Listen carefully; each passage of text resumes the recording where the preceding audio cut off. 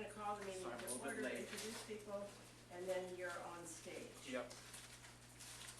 So, can I leave this one on? Of course. Okay, good. So everybody, it's Tuesday, December 10th, which is just stunning, isn't it?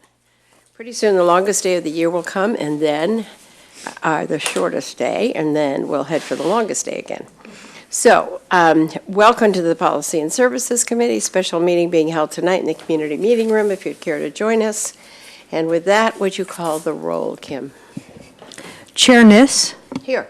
Councilmember Koo. Here. Councilmember Tanaka. Here. 3 present. Thank you. Given the call to order, we'll go to oral communications, and Max, you're next, and you have 3 minutes. Would you time your... Can I have a presentation that I pulled up on the screen? Sure. Okay. Unfortunately, no, they won't be able to put that up, but all Okay. the council members have it. Okay, could I get a copy of it myself? Here, take mine. Take mine, and I can look on. Okay. So, thank you for giving me time to talk today. So, I'm a legislative aide to Councilman Tanaka, and my recent project is working on protected bike lanes within the city of Palo Alto. So, over the course of October, we did 2 surveys to which we randomly emailed constituents, and the first survey we got 112 responses, and the second survey we got a 58 responses. So, overall, about 5% response rate total. So, we do have to be wary about non-response bias within this survey. So the reason why we're actually looking into protected bike lanes is because protected bike lanes were first implemented in Cambridge several years ago, and in April they passed a law saying that protected bike lanes are now a law within the city of Cambridge. And we chose Cambridge because it's a very similar sized city to Palo Alto, similar college town, similar demographics. It's just a lot colder there, so if it works there, it should work here where the weather's much better.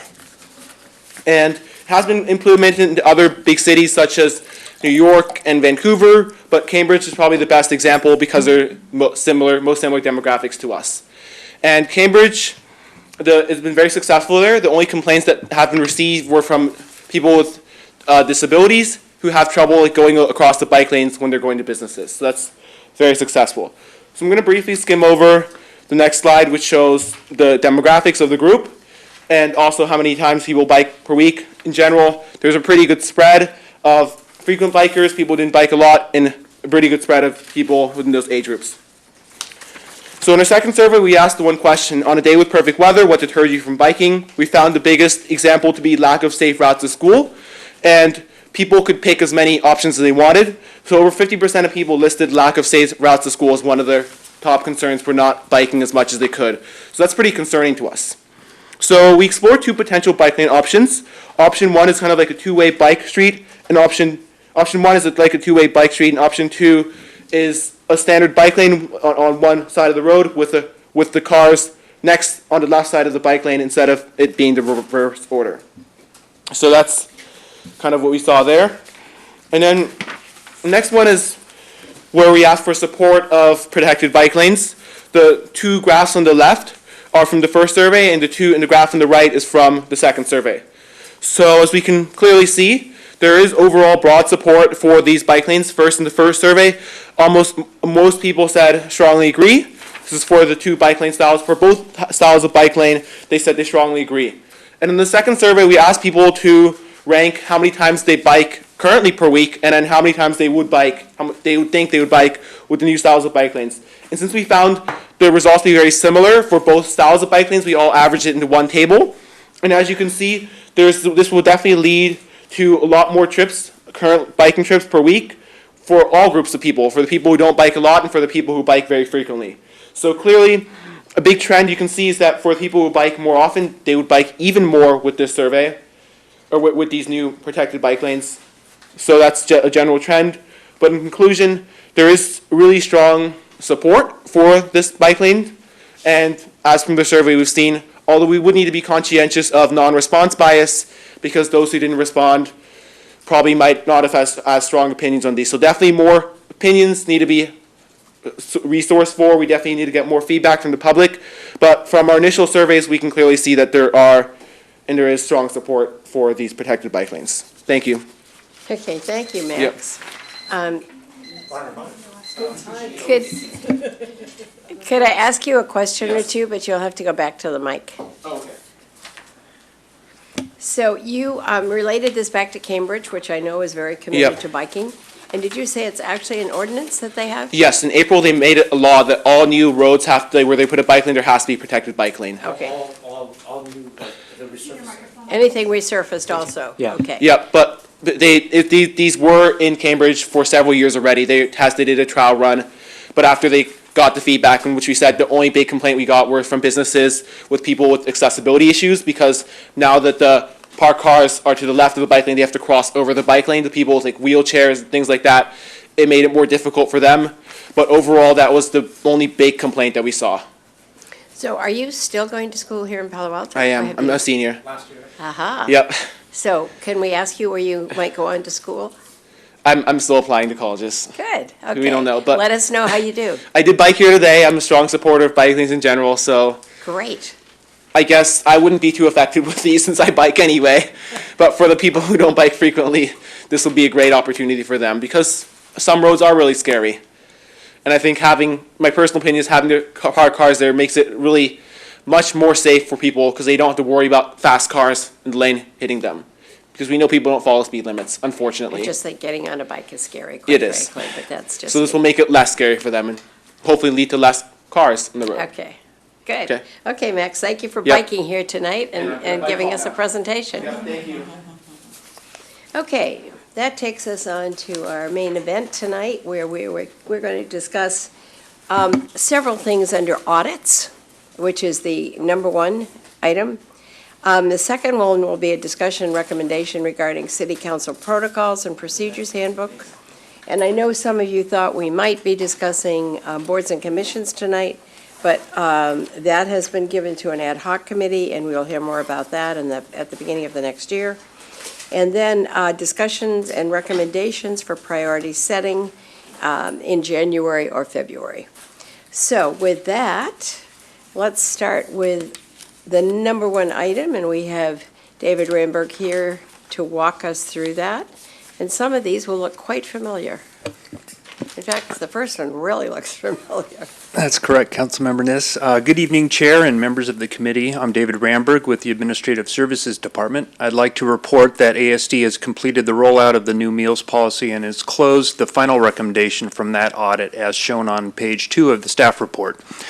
In terms of the other audits, the cable franchise and PEG fee audit has an early 2020 timeline for returning to council, with the updated media center agreement that will address many of the outstanding recommendations. On the other two audits, continuous monitoring of payments and continuous monitoring overtime, we are working with the city auditor staff to develop alternative approaches in light of the revised path for a new ERP system. We expect to have these addressed in the first quarter of 2020 in the time for the next 6-month audit update to the Policy and Services Committee, which would come in the May timeframe. There are details on each of these audits in the attachments to the staff report, and with that, I'm available for any questions you may have. Thank you. I might just ask you to go into a little more detail, particularly on the first one, because I remember very well the council chambers being filled because people were really unhappy about they really were unhappy to find out that they had to give their money to essentially a different entity and they couldn't spend it all themselves. But now I think it looks as though you have a new agreement early next year. Correct. And imagine it'll be done next quarter. That's So is the current everyone target. happy with this at this point? So, in terms of the media center, we've been working with the media center Yeah, very right. closely, and their board actually reviewed the draft agreement last night. And so we're anticipating to hear from them. We don't see any major roadblocks at this point in time. We're also working with our stakeholder agencies, which are the JPA communities of Menlo Park, Atherton, East Palo Alto, and San Mateo and Santa Clara counties. And they're on board also with this new approach in how we're going to use the PEG fees. So all all of those entities are reviewing the agreements, and we believe once we come back to you in the first part of 2020, we will have all of them signed up and on board with this new Okay, plan. and That's the all the legal target. issues are ironed out at this point and so forth. We've had extensive legal review up to this point, and we believe we have a good path forward. Yes, Okay. So, thank you, Molly, right? that's correct. Molly and Sandy. Okay, so do either of you have questions, especially about this first one, the JPEG? Okay. Let's see. So it says funding one, did not restrict its use, right? So, so what's the ramification of that? So are you referring to, Back page 4, funding one. in this, oh, thank you. I appreciate that. Yep, I'm sorry. The one that says 1A up in the corner, or a different one? Okay, so you're back here. So it's consult with ASD IT, the city attorney's office, and Cable Joint Powers members. Is that the one? Okay.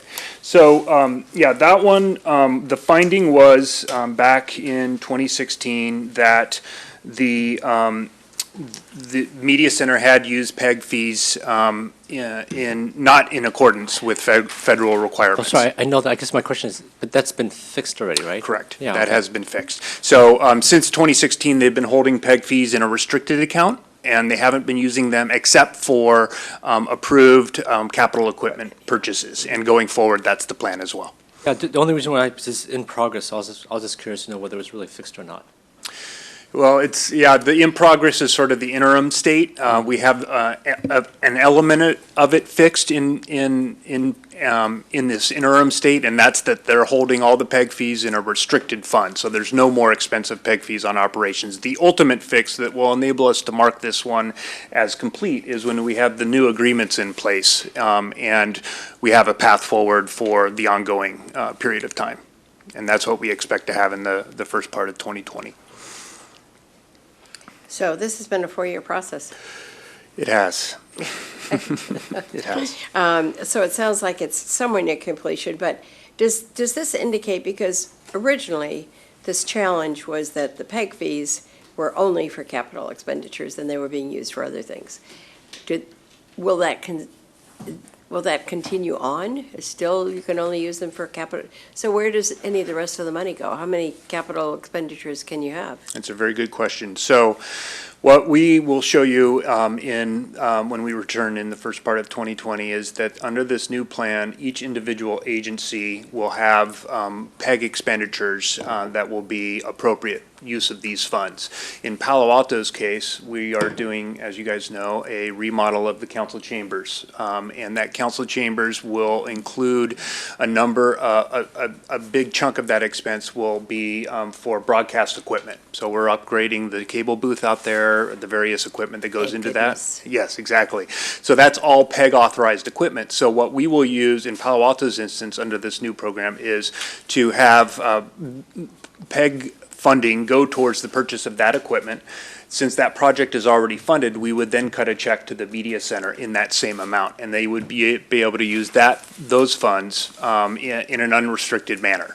So for a short good. period of time, 3 to 5 years, we believe we have a series of these projects lined up in the various JPA entities. So for a 3 to 5 year plan, we will be able to get PEG revenue almost in full dollar amount to the media center.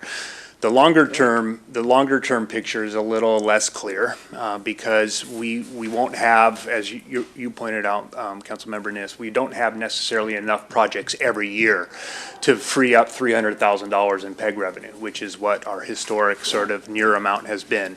So we will most likely need to return in the 3 to 5 year time frame and look at that building buyback option again and refresh and see if that makes sense at a new time frame 3 to 5 years from now.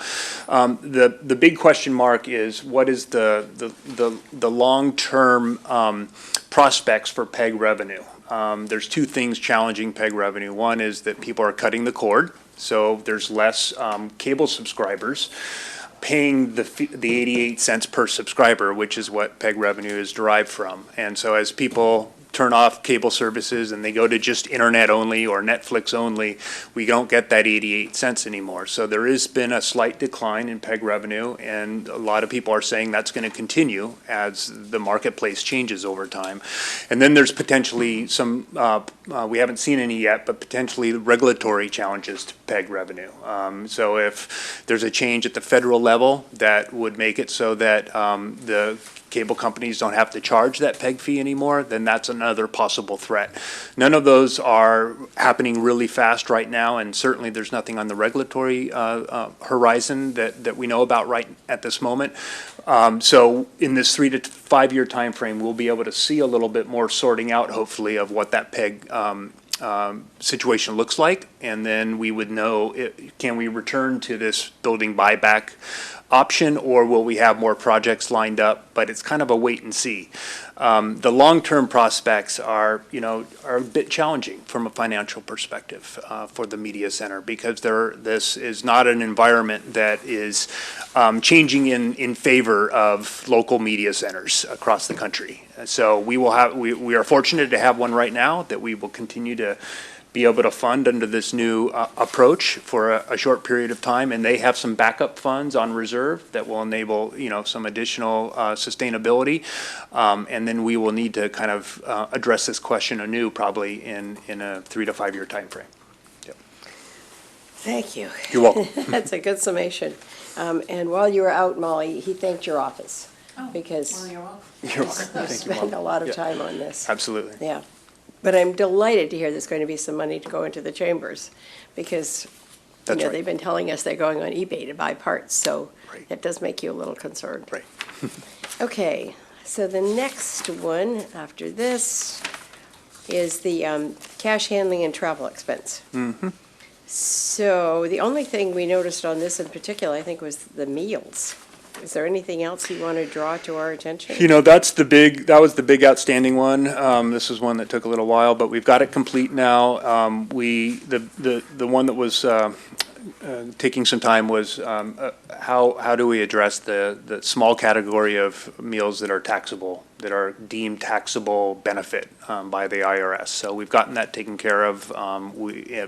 For instances where employees will have such a meal, it will now show up as a taxable benefit when they get a reimbursement for that kind of meal, and then it will be rolled into their paycheck and their W-2 ultimately. So this one involved outreach with departments and some new training, citywide training, and a new meals policy that's been posted to our intranet page. And so we are fully implemented on this one at this point. So, questions, either side? I noticed that a lot of these completion dates are just TBDs. I'm just flipping, not just this particular item, but just in general. What's the process to actually have dates in here, so we know what the targets are? Because a lot of them are just all TBD. Like I'll say half of them are TBD. Can you draw my attention to which one you're looking at specifically? We could start on packet page 7. Okay. So the TBD for April 29th. Oh, sorry, April 19th. I'm sorry, April 2019. Then a TBD on March 2018, and then on packet page 8. Just keeps, if just going down the list, like a lot of like almost half of them are TBDs. So just curious. Yeah, maybe a point of clarification on my part would be helpful Okay. here. And you do see a number of TBDs. I see what you're drawing your attention to. The most recent entry is the one that we're presenting tonight, and on packet page 7, that would be the one that's entitled December 2019 Management Update. Okay. And that one has an expected completion date, not TBD now, but Q2 of 2020. I see. Okay. So the other items that were done, like for April, we don't have to worry about it. Correct. Okay. Yeah, Okay. That makes those are sense. old statuses. Okay. Okay.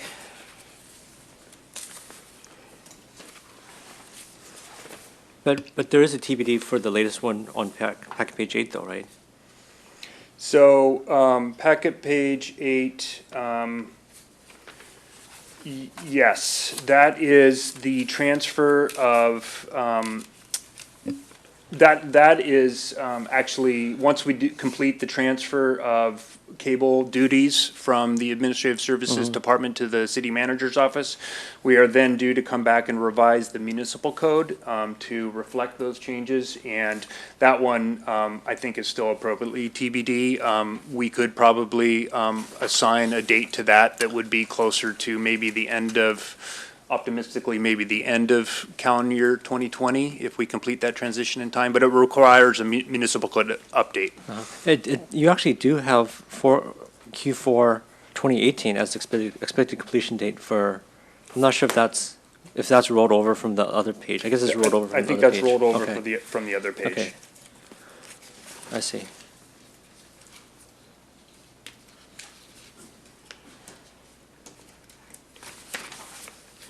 We don't need a motion on this, do we? I believe Want that you one? do. Okay, so to accept the report? Yes, and to forward to City Council. Correct. Actually, sorry, I have one more question. So what, so there's the expected date. Some of them have expected date, but although some of them are TBD, how do you know that,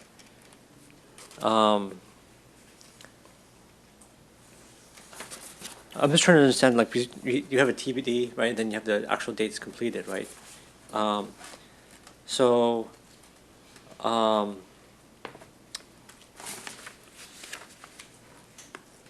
because you're using this to try to track the issues to closure, right? So,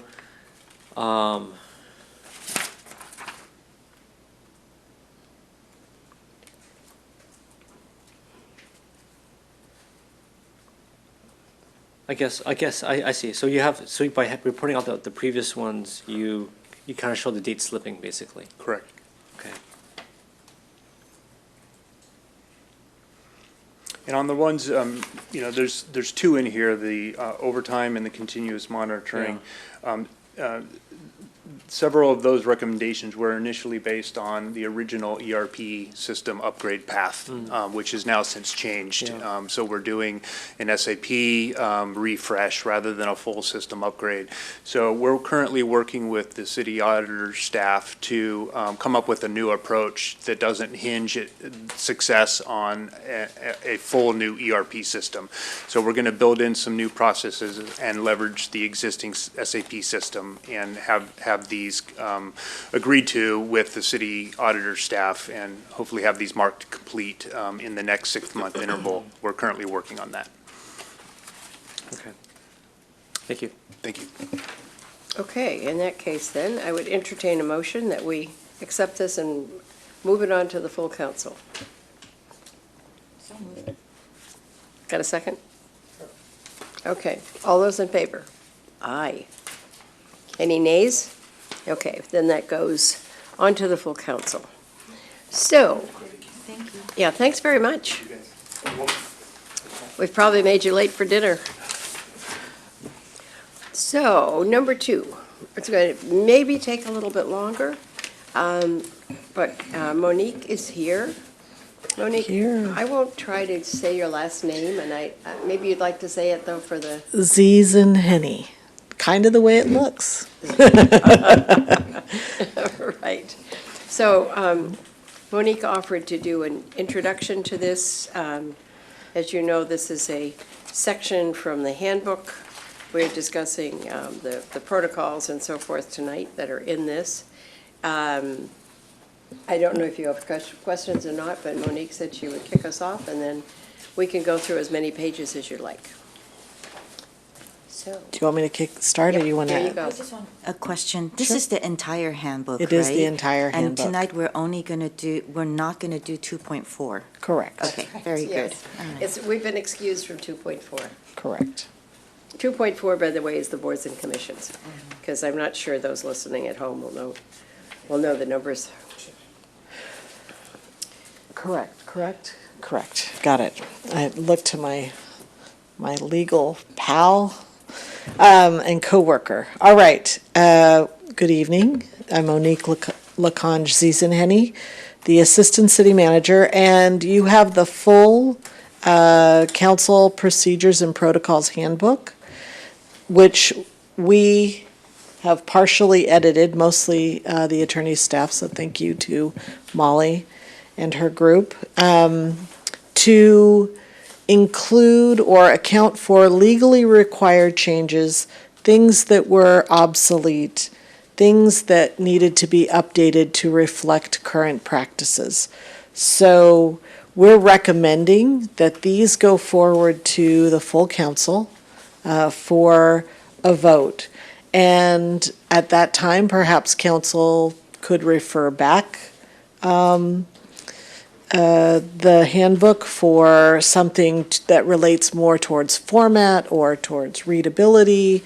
It could be that the ad hoc picks this up as additional work or not, but that's entirely up to you. What we've got here are sort of the low-hanging fruit, the things that needed to happen. This version has been to Policy and Services and City Council as a whole in the past, but we can find no evidence of it ever being approved. And, yeah, so this is the most recent version, and it is, what we go by now. So,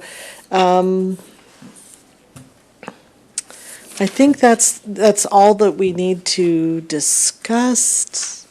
And, certainly we will talk more also about Chapter 7, which was related to the travel policy. That has been updated by Administrative Services to reflect the changes to meals and travel. So what is shown in there, again, is catching us up to the legally required information.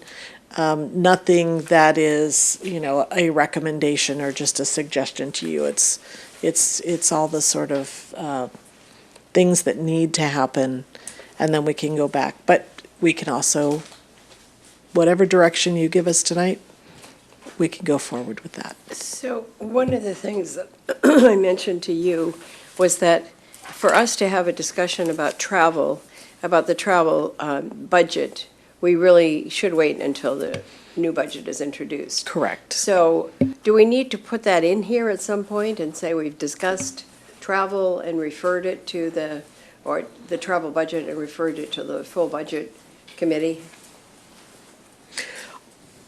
We could, but we could also, I could also make sure, I don't know if that's anything specific that we would recommend. That's kind of a. That seems, because these policies and procedures and protocols are intended to live on and apply each year after year, it really makes more sense to keep with what they currently have on travel, which is more like procedures, like what's covered, how do you get reimbursed, et cetera. The actual budgeted amount is something that can get set every year by budget, so maybe that notation does not go in this document, but goes in a staff report. I just want to make sure it goes on, because we've talked about it, but we didn't really have a resolution to it. Correct. And you remember that we brought those numbers in and Correct. discussed them, but didn't really have any mechanism to get it to go forward. So it needs to somehow, I'm sure it's in the budget now as a line item, because there is a $25,000 amount that Beth gave us a number of pages on that, and which indicated, what we'd actually spent. So I know it will come up, I just don't want it to get lost in the shuffle. Got it. But one more thing about that, because I'm thinking back now, because we got some samples of what they spend in other cities, and some of them are individually allocated rather than a lump sum. Do we need to indicate which way we would like to go or not? Or is that all in the budget? Yeah, I think you could do it either way. So maybe the best thing would be for the assistant city manager to send a notation to the ASD director that this is something that should be flagged in the budget for next year for council to discuss. If you would do that, that would be helpful. I'll be because happy to. I want us to have that kind of discussion at some point.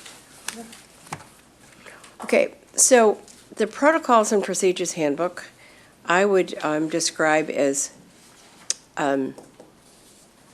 maybe you had in college, kind of dry reading, but has a lot of good information in it. And one of the things that I noticed was, in particular, what time have any of you looked at the section that says what time our meetings start?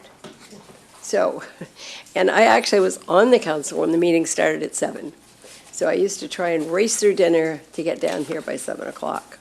Then they went back to 6, and now you notice pretty much we're at 5 most of the time. And the 5 is always called a special meeting because it's not a regular meeting, doesn't start at the regular time. Also, you'll notice that supposedly we have every fourth Monday off, which happens on occasion, but not frequently.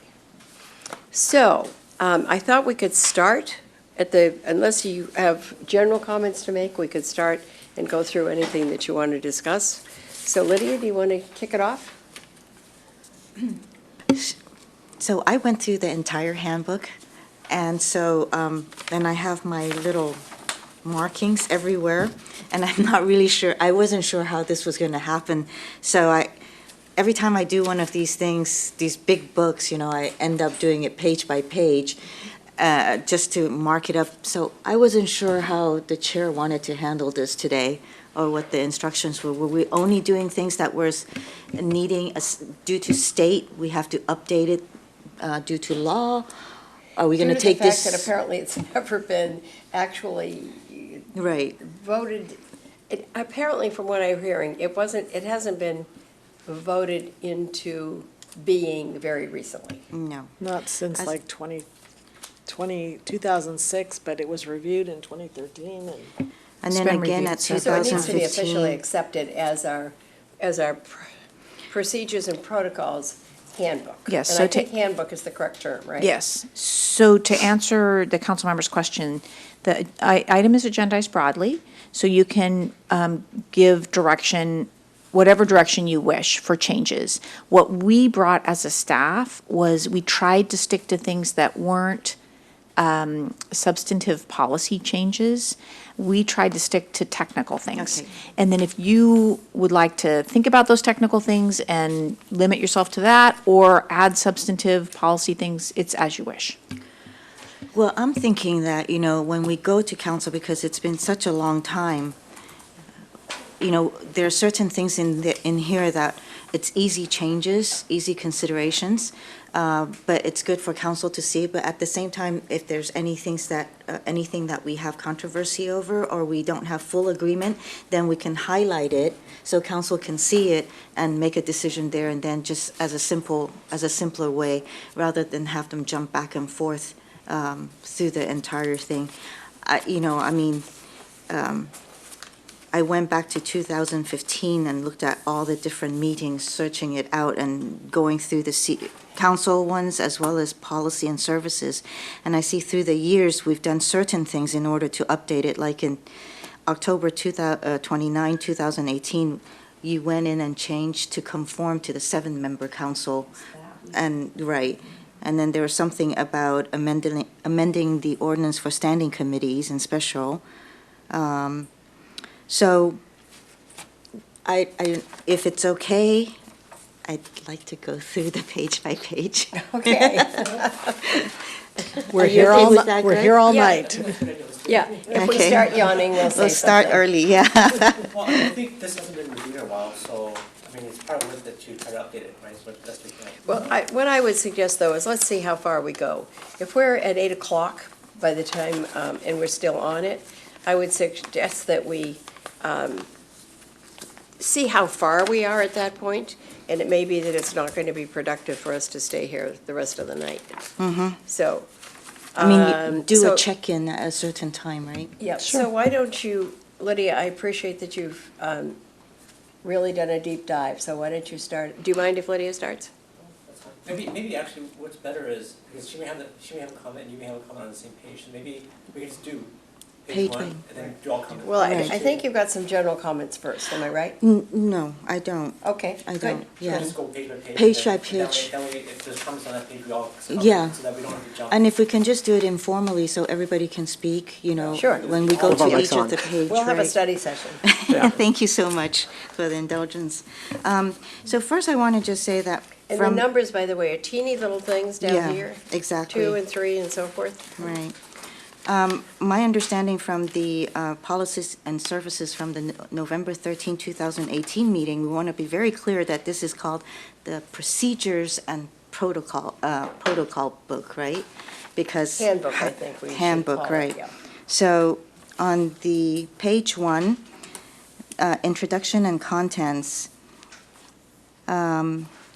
after the first sentence, business, I understand there is, it's supposed to say, and is a directional guide. That was in one of the prior changes. Okay, and it was taken out? It just didn't get carried over. Okay. There have been many versions and we've had some challenges. But what page are you on? I'm sorry, Page 1. you know See these this tiny with the numbers very on the beginning? bottom? Page 1, Way okay. up at the top, It's- it says business on the first It line. says, Okay. after business, to add in and is a directional guide. And there's a directional guide, okay. Then. I'm not going to write everything down, but- Okay. because I know that it's going to be transcribed. So we'll take careful notes, and I may raise my hand if there's at some point a question about whether everyone agrees, Can we just because put it on the screen so we can all see it? I don't I have don't the think we ability to can do throw that. it I out. don't Really? think I don't think it's up for We can't that. do it today? Unfortunately, like we said, we could, this is the closest version we could find, and we couldn't even, Okay. we weren't able to edit it. So we'll work on that as well. The line that says the handbook, city council procedures, so it doesn't sound right, the handbook, city council procedures, so I changed it to the city council procedures handbook is organized into 2 sections. Where the underline is. It's says- bad English. Huh? It's bad English right now. Is it? Well, I mean, Okay. yeah. Yeah, we have to fix the grammar, right? I'm sorry. Okay. Now we're on page 3.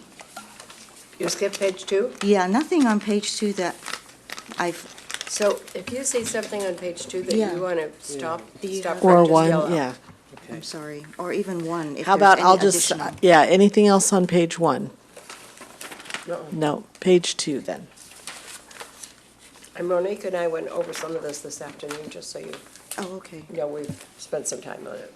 Yeah, one thing we don't have on page 2, and we do it anyway, so maybe we should incorporate in this, is sometimes like people speak and we have questions for the speaker, right? But we don't really talk about that here. Do we need to have that? Because, There is a place in the handbook that talks about council's policy on that. see, it says state law does not permit the council to act on or discuss an item raised, but Can we- you we direct can't- me, please? Page 2, summary of rules.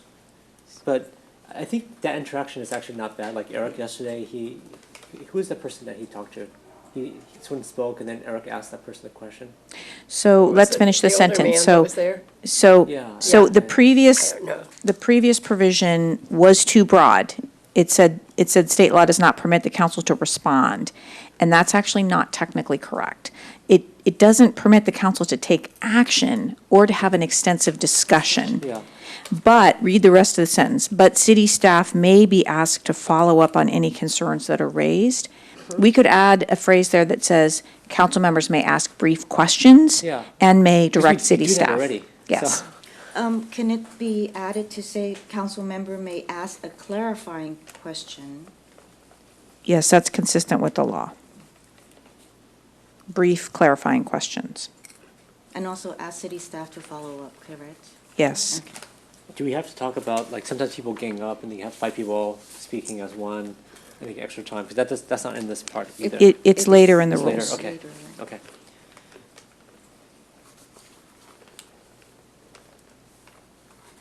And do we want speakers not to give name or address? Well, I think that's law, again. They- I think they Is that don't law? have to. It is the law that they are not required to Okay. provide a name or address. Okay, Which is too bad, because they used to, yeah. okay, didn't know, okay. Are we on page? Page 3? Go ahead, Lydia. Okay. On page 3, so I asked the same question that Councilmember Tanaka just asked for C, recording, where it says speakers are requested to state their name but cannot be compelled to do so as a condition, so that must be state law as well. That's correct. Under D, specific requirements and time limits, over here, I changed that first, under oral communications, the description. It just said, instead I said, oral communication should be allowed up to 3 minutes and no less than 2 minutes. All speakers combined will be limited to a total of 30 minutes. So it's a little bit different from what's stated And I here. don't think I'd agree with that, Lydia. Okay. I think the way it's actually listed works for me, and then the mayor is allowed to kind of adjust within that. Sorry, But where are you guys? I'm under three Uh-huh. specific, under 3D. D. Okay. Because when you're running a meeting, there are times when, even under oral communications, you may limit it to 1 minute because you've got 40 people who want to speak. And people will complain about it later, but they will also complain if they didn't get to speak. So I'm, But this is still open for the mayor to decide if he wants to limit it to Mm-hmm. 2 minutes, 1 minute, Right. even though it states in here up to 3 minutes. Yes, Americans yes. of latitude. What, in my experience of observing at your meetings, what mayors tend to do, if there's many, many speakers and it's going to swamp your ability to move on to your other business, is to limit the minutes per speaker, not to limit the overall time. So we do have this reference to limiting to a total of 30 minutes for all speakers combined. I've never seen a mayor actually, So that might be Act on something that. to Never seen consider. him act on the 30 minutes? right, and say that we've reached our 30 minutes and no more speakers will be permitted. Not even when you were mayor or Greg Yeah. Scharf was mayor. Yeah, no, I think that's true. I think what we do instead, though, is if you, as I said, if you see this huge, long list of speakers, you then keep shortening the time so they all can speak. Right. But at least I think I've watched Eric doing this as well. You try not to go much over 30 minutes because you start to really get into the actual agenda and timing for the night. But, maybe 35 or 40 minutes.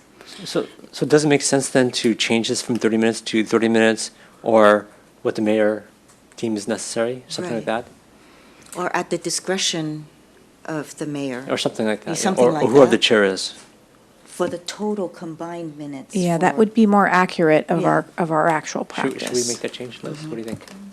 It's okay. We'll Yeah. see. I think everyone will have kind of a different take on that. So, Because I think that's what we do anyways, so. Well, yeah, some of these things are what they call use your own and customary, yeah.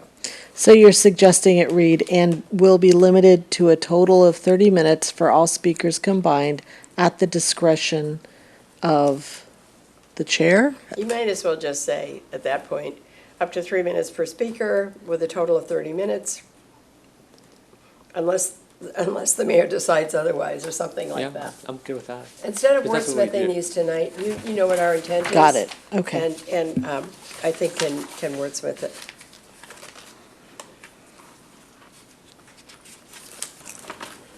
Do you have anything else on page 3? Pardon me? Anything else on page No, 3? the only thing I would just underscore through my popcorn, sorry, all remarks shall be discussed to the council as a body and not to any individual member is very important. Okay. Because I have sat in meetings where I've been insulted or where other mayors have been insulted and the comments are directed directly at somebody who's Yeah, sitting but there. that happens all the time, but nothing happens. So what do we do about that? The what? I've seen it happen all the time, right? Nothing happens because the speaker has an overriding right to make those comments. What you're doing here is urging them to follow. You're providing a standard of conduct and urging everyone to follow it. But should speakers elect to be more personal, they do have a right to be heard, and we just have to allow that and move on. At one point, I was so frustrated, I talked to the sheriff in the county, and she said, "You are a public figure. It is the right of those in the audience To to heckle you." address you." Would you agree, in whatever way? Yes, and even to be rude Yes. and et cetera, yes, unfortunately. How would you like to underscore it? I don't think, I don't think I would, but I just draw it to our attention. Oh, okay, yes. Because it's awfully frustrating to be sitting there and have somebody yelling at you. Well, that may be something for us to take up later, perhaps, because we've had this discussion about the cover memo, perhaps, of the agendas outlining the process by which people can speak, as well as including how, we're hoping they'll behave, and, there may be some language that we can use there. So, Okay, so where are we now? Are we on 4? Lydia, are we letting you kind of be the, I don't The have lead dog anything. on Well, actually, Yes. page 4, top don't of have page 4, anything, yes. the first bullet. So council members shall not enter into debate or discussion with speakers during oral communication, which I agree with. But we also ask questions, so should we not incorporate that in there? But members may ask questions. I think that's kind of inherent though, Greg. If you should not enter into debate or discussion, that would indicate that you're already having a conversation with them, but you shouldn't debate Okay. it or. Okay, I can see it that way. Do you want to make it consistent with what is on page 2, Yeah, or maybe, yeah. is that necessary? Or as what the chair said, it's inherent? There's many places in these rules where you could repeat things, or you could rely on the fact that you said it already in another place. But it won't bring confusion, right? I don't think so. I think that, you have to read these things together holistically, and I think this is where you really are counting on your chair, who's your mayor, to kind of direct traffic a little bit. And if a council member were to, questions were to become so extensive and maybe argumentative that they're becoming a debate or a discussion, the mayor would gently say, that's exceeded. Or actually, I might say something because it becomes a Brown Act issue if it goes on too long, Okay. that it needs to be agendized for another night. This whole page is the kind of page that you would like to have to hand to people who come up to you before a meeting and say, how long can I talk? There are 5 of us, how long can we talk? There are 3 of us, how long can we talk? And this outlines exactly when you can talk or not talk. I don't have anything on this page, so if there's anything I else, think please. this page is fine because it's Yeah. very clear. And I actually think if you had a copy of this page and the mayor could pull it out of the, including on the next page where it says decorum, the code makes it unlawful for anyone to disrupt the conduct, make threats against anybody in public. I don't know, Molly, that one makes me uneasy because I've certainly had threats made against me more than once. It's a strong statement and how it would be applied. It's a strong statement of your expectation and your hope. How we would apply it in any one case, we would need to do that in light of what the law is. And you're quite right that the laws protecting public speakers' rights are really strong. Yeah, and it also states in the paragraph underneath that decorum, so there's violations, how they handle it, and it is construed as a misdemeanor, and I've seen the chief and police come out when there's something, so I guess they're watching in their chambers or something. Very occasionally, if there is some kind of indication that there could be some kind of public safety, there might be a person there monitoring. But typically, the wisest thing to do if there are extensive decorum problems developing, is for the mayor perhaps to remind the group, inspire the group to come to a higher plane, or even to take a break. Yeah, that's what I've usually done, is just said, we're taking a 15-minute recess. And by the time you come back, usually people have quieted down, or, one of the police has come over and kind of walked in the crowd, and there are ways you can diffuse Just to that. let them know the presence is there, right? Yes, Yeah. just kind of like, okay. We've had some nights that were a little scary, where we had police up in the back. So, So in this section, I was wondering, would the municipal code 2.04120 and 130 be appropriate in this location? Give me the sites again, 2.04. 2.04.120 and also 2.04.130. 120 describes the decorum, and then 130 is enforcement. I don't have my, So you're suggesting to make the reference here to the actual rule? or is it appropriate to be in this section? So when you go back and look at it, We can look at that. yeah.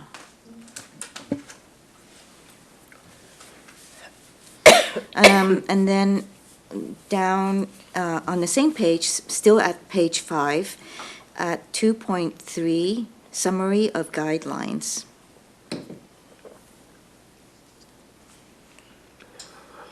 So was the 11 days ahead of time distribution of the agenda and the staff reports, was that an ordinance? I'm just wondering. I don't believe so. Okay. That was just an agreement. A practice. So it says it is city policy to make every effort to post the agenda on Thursday, 11 days prior to the meeting. Okay. That's fine. I wasn't sure. One of the changes that I thought was important to make here to be clear, because sometimes there's public confusion about this, is there is a difference between the posting of agendas and the provision of supporting materials. So the law requires the agenda to be published at least 72 hours in advance of a regular meeting, and by policy, we extend that way earlier to 11 days. And it's our custom and practice to provide the vast majority of the supporting materials, but it's not the law that requires that. So some supporting materials actually come late, and that is lawful. And they come late for a good reason, they're not ready. Or there's a new development, or we didn't get the contract, or we forgot an exhibit, or. Something happened over the weekend. Something happened over the weekend that we need to respond to, and that is lawful. What is required by law is that whenever we bring something to the council, that we also make it available to the public at the same time. But it's not illegal or wrong for materials to come late. I see. Okay. I think that is really good to know, because I didn't know that either. Okay. So that's it for me on this page. Okay, that is page 5. Anything on that page? Okay. Not much on page 6.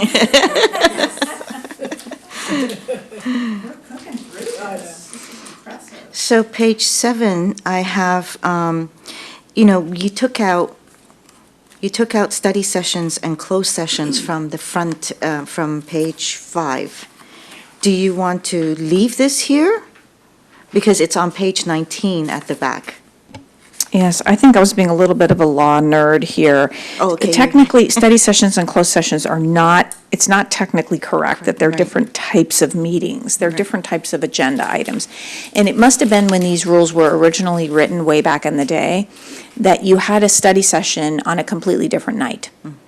And it was handled as a separate meeting, and maybe the council had closed sessions like that too. But now our practice is to include them as agenda items in your regular agendas. And the two different types of meetings are regular meetings and special meetings. So ideally, I would like to move these into another section. Oh, okay. With your approval, because they don't really belong here. Okay. Yeah, it's on page 19 here, so. Okay, Yeah, no yes. problem. Okay, and so we are skipping to where? Do you have anything else on this page 7? I don't know. Monique, Molly, okay to go? I don't have anything on page 8. Yes, 8 seems relatively straightforward.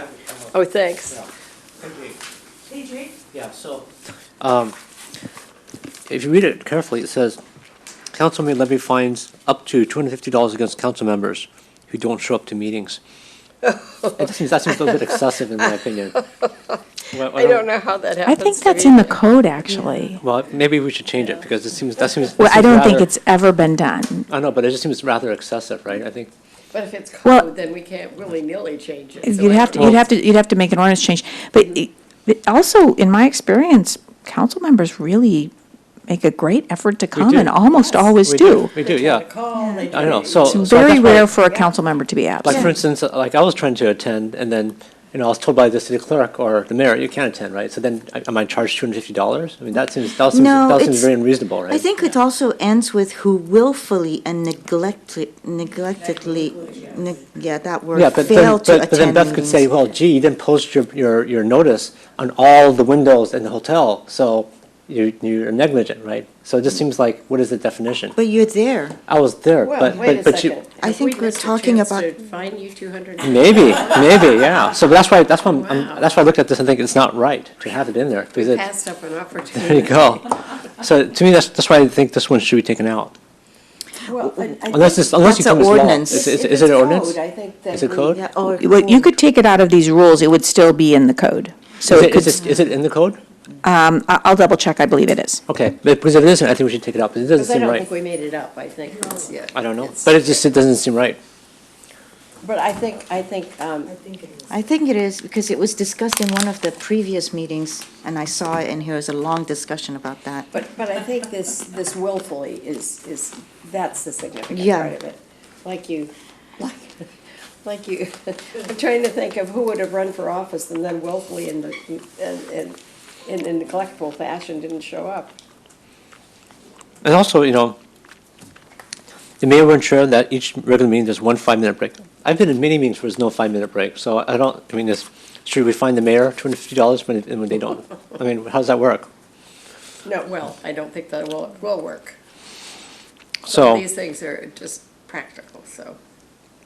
The next page, I think. well, the other thing, it has like a superscript 4, and where is that referencing?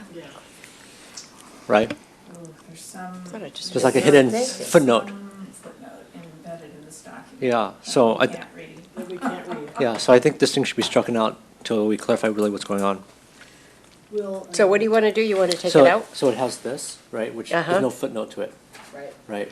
I Right. see. And So I've you want it noticed a couple of documented, okay. others. There's a lot in there. I've noticed a couple of others Yeah, before so- this, so we need to, that's part of the, I think, the cleanup that needs to Yeah, happen. this next one you need to look at very carefully. Well, I guess before we move off of this, I mean, what's your thoughts on this one? I would say, put it on hold, Okay, and then check and see what the code says. okay. Okay, so staff will do that? Okay. Yes. Okay, sorry, let's go on. As I said, the next page is going to be very interesting for you. Yeah, it is. The only thing I have on page 9,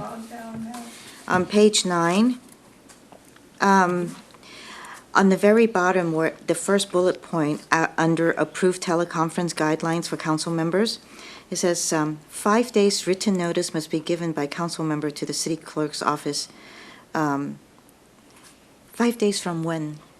5 days, That's a great comment. I didn't hear it exactly. on the last bullet. Yeah, right So here. it says 5 days written Right, notice. uh-huh. But I couldn't figure out 5 days from when. So it really, that's a really good comment. Page 9, very bottom, under approved teleconference guidelines for council members, that first bullet, 5 days written notice must be given by council member to the city clerk's office. But as I read through the paragraph, I can't tell from when. So my assumption is that the clerk's office would like to receive that notice 5 days before publication of the agenda. Okay. So we should- Because they have to include the it, address right. of the teleconference location. But why 5 days? Why not just the day before? Well, so that's a policy question, but Okay, so I think we should do a day, just a not 5 second. days. It So seems excessive. channeling the clerk for a second, there are some things to do, such as have a discussion with the council member about their plans. Does it meet the legal requirements? Are the logistics appropriate? Can the clerk support the location, et cetera? So It could be a different number of days, but it shouldn't, for example, be the same day when the clerk's office is just completely busy publishing the agenda, et cetera. The So, counter argument is, sometimes you don't know when you're gonna travel for business, right? Right. So, I mean, if you make it 5 days, that's super hard, right? That means that for people that work, right, and travel for business, it means that, you couldn't do it, right? It's almost impossible. I mean, 5 days in advance of a meeting, that's gonna, because the agenda's coming out even earlier, right? So that's like super, yeah, so that's like 16 days. I mean, talk to anyone traveling for business, who knows they're gonna travel 16 days in advance? That's like almost unheard of, actually. I think first and foremost, we need to make sure from when. So that needs to go in. I would And think, then- though, that that's just 5 regular days. I would not interpret it otherwise, and I might be wrong.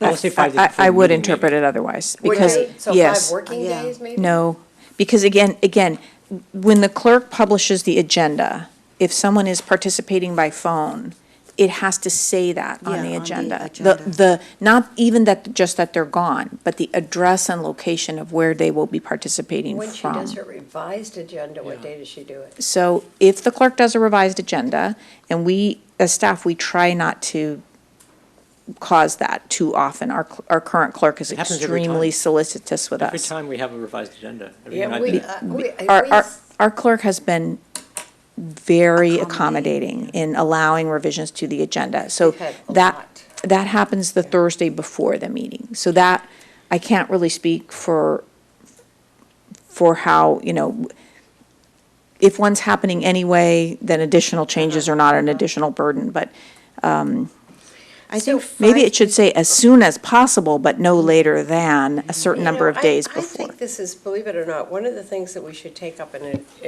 I I think, agree. I know that has to be written on there, but there are sometimes business trips that somebody has to make. Someone works at ABC Company and they say, on Sunday night, you've got to be in Tokyo tomorrow morning, which happens. Yeah. And that would say that, and then I want to take you back up to the top. Council members are actively discouraged from coming in by phone. And I think that's also, I just don't think that's pertinent anymore. I agree with you, because, I mean, like, Many people come in we by get, what, phone. a few $100s a month, and we're supposed to survive on our council pay by Right, ourselves, not or quite. be independently wealthy? I mean, that's, And I think that's the gist of it, is that some of what we're talking about here, and it, maybe going into it tonight isn't appropriate, but I think that this is one of those discussions we should have with the full council. Yes, I agree. Because that 5 days written notice is a lot. And That 1 says- day is too little, I have well, to no, honestly say. 5 days in terms of what, but I think what Molly was saying is 16 days in advance. I don't know a business travel that does. I mean, if there was, there would be no business, there'd be no business charges, right? I mean, your airfare would be very, business travelers don't know 16 days in advance you're going to travel. That's Yeah. that's I don't unheard think of. this reflects today's world very well. And I'm really bothered by that. And I have gone through one thing since I've been back on the council about coming in by phone. And Molly, I think you were there. And it was very unpleasant. I was calling in on vacation to vote for new commission members. And you may recall that happening. And it was totally legitimate. But I would like to take that out. I don't think that we should discourage people from being involved in a meeting. I agree with you. If you want to come in by phone, half the world, my daughter is on her phone all the time. That's how they run their business. Yeah, And if they ever said, you can't come in by phone, she wouldn't have a job. So this, as I said, in today's world, doesn't make sense to me. In that case, I think then this is something that we should bring to the council as a whole for them to I do too. decide, yes. Yeah. My this whole concern is item- that everybody ends up going off on business and we have nobody or 1 or 2 council members at the council and everybody else is calling in. So I think that that's something that we should have the whole council decide on. But it's never happened. It's you never know? happened, but we don't want to be ambiguous on a guidebook, especially when we're following protocols. I think as it is, we I have don't too think we're much. ambiguous at all. I think that's the problem. So I think that we're so the Brown precise. Act does require, there are many requirements that are baseline that we cannot vary from. And one is that a majority of the body has to be physically present in the location. But Councilmember Ku's point is a good one. You can imagine the logistical challenges if you had 4 council members present and 3 on the phone. It can be very difficult to hear and to follow the comments. And almost if you had impossible. more than one, or it happened frequently, it's a challenge. But in all the years I've served, which is getting to be quite a few now, I have never been in any meeting where more than one person's coming in by phone. So I don't know if that's just a fluke or how we happen to be, but never more than one.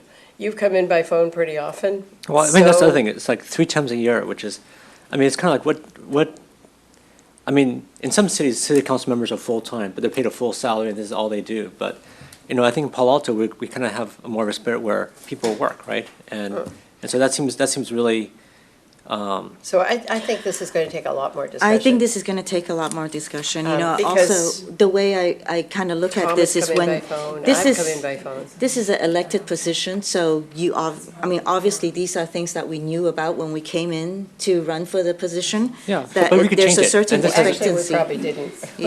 I don't think I could have told you half these things when I was running. Yeah, well, I was told to read this thing, so I did. Before you ran? No, after I ran, but then, you know, you kind of ran and you know that there's rules that's going to come along with it. And, you know, there's certain expectancy from the general public for your presence as well. In any case, I do think this one should come to all of us at council. So why don't we just say 9 and 10, because it finished, or, no, it's 10 and 11. So if we could, Wait, I mean- take this, starting at the top of page 9, including page 10, and it ends just before C.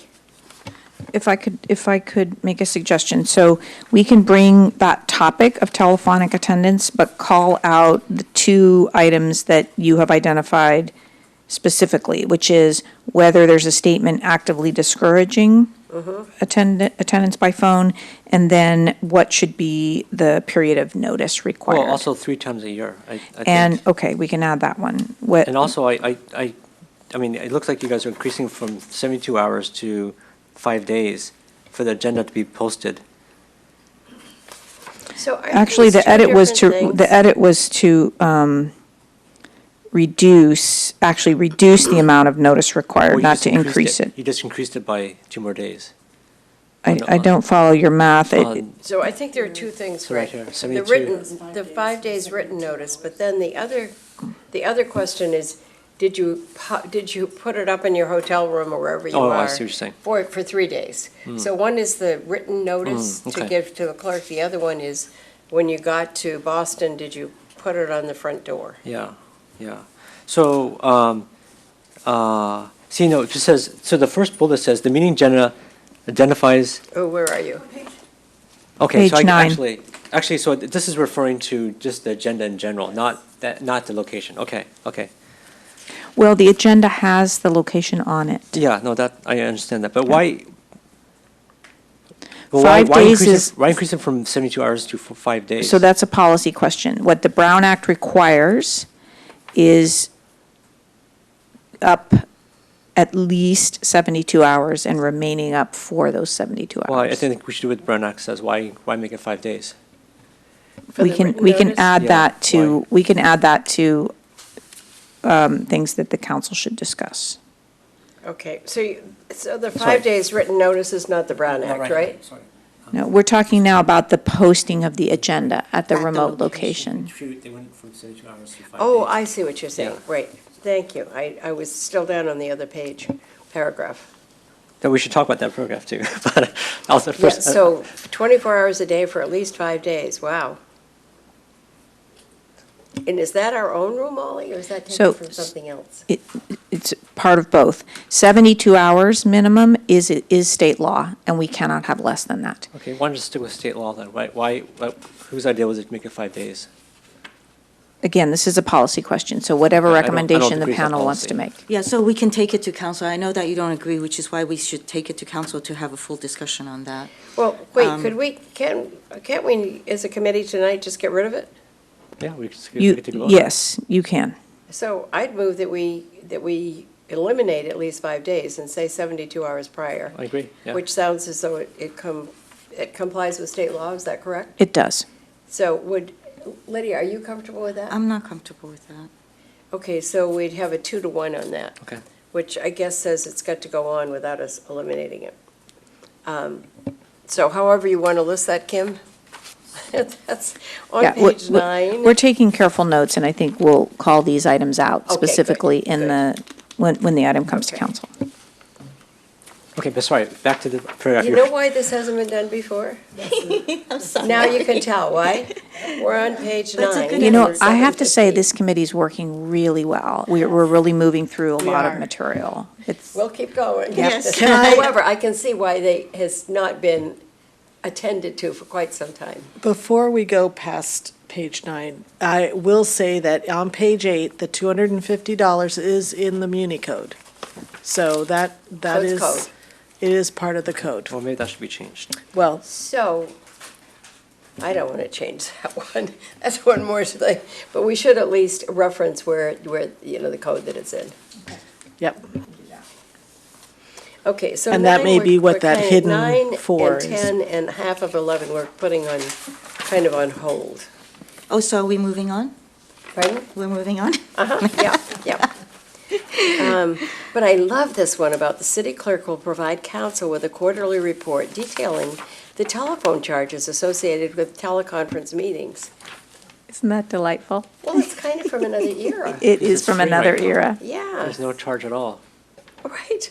So it's, Actually, I'm sorry, where are you, Liz? I'm on page 11, and I'm about to look at the items considered after 10:30. So we recommended that for deletion, Councilmember Oh. Ku, because it is obsolete. Oh, okay. So It's kind of funny, actually. Okay. The bullet point above what was crossed out, it says 72-hour posting in the second sentence, so it might want to be consistent Oh with the dear, other page. where are you now? It should be consistent with whatever the direction is on the other page, yes. So you see the 72 hours? Uh-huh. We just discussed the five-day one, right? So Yeah. if any changes in the future is decided, it should also include this change over here, just to make sure that So- consistency. Yeah, so, yeah, yes, that's not very consistent when it says Right, 72 right. hours. Items, so I think this is one of the things that we often forget, is that it is up to the mayor to, around 10:15 to 10:30, say, we have been on this item, and, I mean, Erica said it correctly this year, and we have an agreement that we don't take up new matters after 10:30, and this one says before 10 PM. So when I was mayor, I did do 10, I think Eric does 10:30, but, I think that's kind of personal is when you do that. But I used to start watching the clock about 9:45 to figure out whether or not how far we were going to go. So is it okay as it is, Yeah, I think it's okay as it is. Greg? But it is important if as mayor, you are having meetings, as I did, I'm guilty, that go to 11:45, 12 o'clock, 12:15, it's time to rethink what you're doing. Sorry, actually, can we, I was looking at this more carefully. Can I ask Molly a question quickly about Tell this? us which page. Page 9 again. So- Where? Page 9. So it's back. Go back a page? Yeah, back to the first bullet again. So actually, I misread this. So this is actually, you're saying that this has to be posted, so you're saying state law says that we have to post this at that location and visible for 24 hours a day for 72 hours prior to the meeting, right? That is correct. Okay, that's what it says right now, right? And staff is trying to increase it to 5 days, right? You know what? We didn't make this change in our immediate preparation for this meeting. I do not know where that suggestion came from or how far back. These are documents, we've had trouble keeping track of the various Okay. versions. So I can't take responsibility for Isn't who this did where we're that. going to cross out the 5 days, though? Yeah, but. And go to 72 Lyd- hours? Lydia disagreed, Yeah. yeah. Yeah, I so- know. Yeah, so that's the one that we're, it's Yeah. still up in the air. But the thing I was wanted to understand from Molly is, what is the minimum that state law requires? Because it's, 72 hours. no, I mean, not the 72 hours, but, so, like posting at the location. So Beth and I have had disagreement about this, right? I've posted it, but to her, she sends people out there to check it out, and they can't find it because it's a big hotel. So is it really posted or not, right?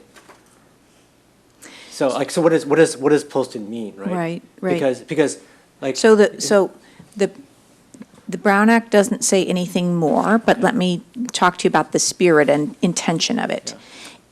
And just, you have to sort of, this is a little bit of a fantasy, because as you've noted quite correctly, it's extremely rare for any member of the public to ever go to the remote never location.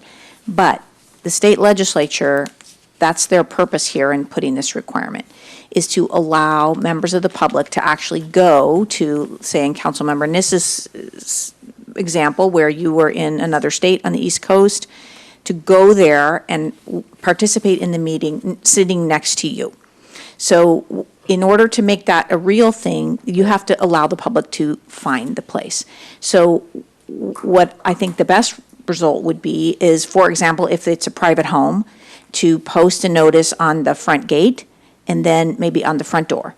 So if you were doing it a good job, you would be generous and provide a way for the public to find you. That's the purpose. Shall we go? Okay, so Shall we proceed? That's fine, yeah. So basically it's pretty not specific what the law says. It just says post at the location. Okay. And as an aside, I might say, the state legislature doesn't have that requirement. Yeah, it's kind of ironic. Huh? Yeah. So- Okay. That's it for me on page 11. Some of this is, I remember, just to call this out, and I don't want to change it, but I do remember sometimes one person on a council should get materials that the rest of them don't have. And it is important that those get duplicated and passed out, because it's Yeah, I agree with you on that. frustrating if somebody's over happens. there with something and you don't have it. Councilmember Niss, do you mean that council member received something from a member of the public? Yes, so the way to avoid that is for that council member who receives something to give it to the clerk and say, please distribute this. Yeah, right away, right, because often they hand it to you as you're walking in or something similar. Okay. Any disagreements on the agenda order? Actually, I would like to suggest something, which I noticed took place at the last meeting on yesterday. So, the way that it goes, so there was call to order, then roll call, special orders of the day, study sessions, approval of minutes, agenda changes, additions, and deletions, then oral communications, then consent calendar, then city manager comments, Right, okay. then action items, and then the rest. And is there a question? No, so in what is written now, it has city manager comments after special orders of the day.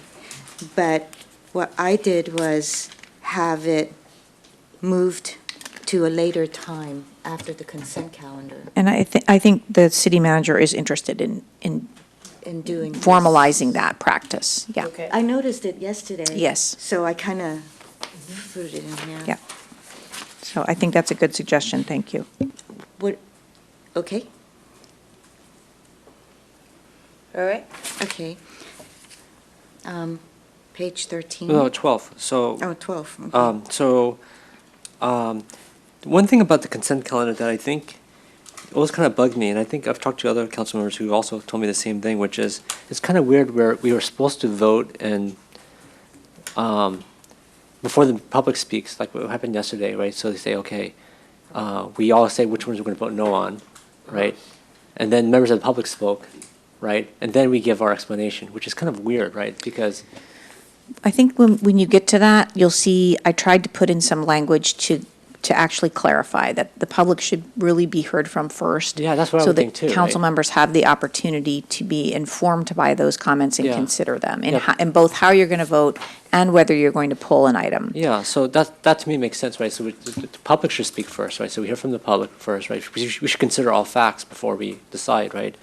And then I think we should, if we're going to vote no on something, we should say why we're going to vote no. So other members of the council know, and then we vote. So I So the think on reason- page Instead of afterwards. 13. Yeah, So it's th- kind of th- weird. there's an important reason for having it afterwards, and it's this. Recognizing that it's frustrating. If council members articulate their argument for opposing, then arguably other council members who are supportive of passing the item should also have an opportunity to be heard, and then that's a discussion, and it's not a consent item anymore. And then It's you're an back into action debate- item. into debate. No, but we can Yeah, just limit. there's really no way to draw a line and limit that. And Time limit. and council members in the past who have, we slipped into this at one point, where council members said, this is, before the vote, this is why I'm going to vote no, because they would like to persuade their colleagues. Then other council members, well, they were told they couldn't respond. Well, that didn't seem quite right.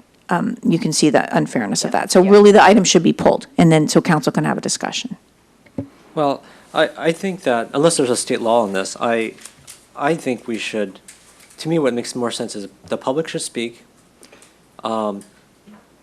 Members of the council who feel that, that they want to vote no or pull item should say that, and then we vote, right? So we don't have to, we You want to don't, just be able to say you're not going to support it. You're not giving a reason. no, I think we should give the reason at that time, because there's many times where people said, I'm going to vote no on something, and after hearing their explanation, I thought, damn, I should have voted no too, right? And so, Well, what Molly is saying Yeah. is that if you get to say why you got to no, then everyone else gets to say why they're voting yes. And then you've got a full discussion. no, So- I don't think we have to, what I'm proposing is, okay, so I think, first of all, I think we all agree that the public should speak first, right? I think there's no disagreement on that, right? Okay. No, So right. if the We'll buy public, that one. okay, the public should speak first, okay. The second thing is, when we say we're gonna vote no or pull an item, I think we should say why there and then, okay? And then. I hear you. Yeah, I and don't then- agree. And then vote. Yeah, but I just don't agree, because Okay. I understand that we get into contention. So you say, oh, here's why I'm voting no, and I'm going to say, okay, here's why I'm voting yes. Well, I think by default, it's gonna be yes. So it's only no. But I very much might like to say why I'm voting yes. Well, then Because the council member who might be persuaded by your reasons for voting no might be re-persuaded by her reasons for voting yes, or she may disagree with some of the That's why I say assertions you're getting you've into a made. Debate. Yeah, so then it really is a discussion So at then that why point. even talk about why we vote no then? Well, I don't So- care if you do or not. It's just, the reason is to just put it on the record. It's just to allow the council member to put it on the record.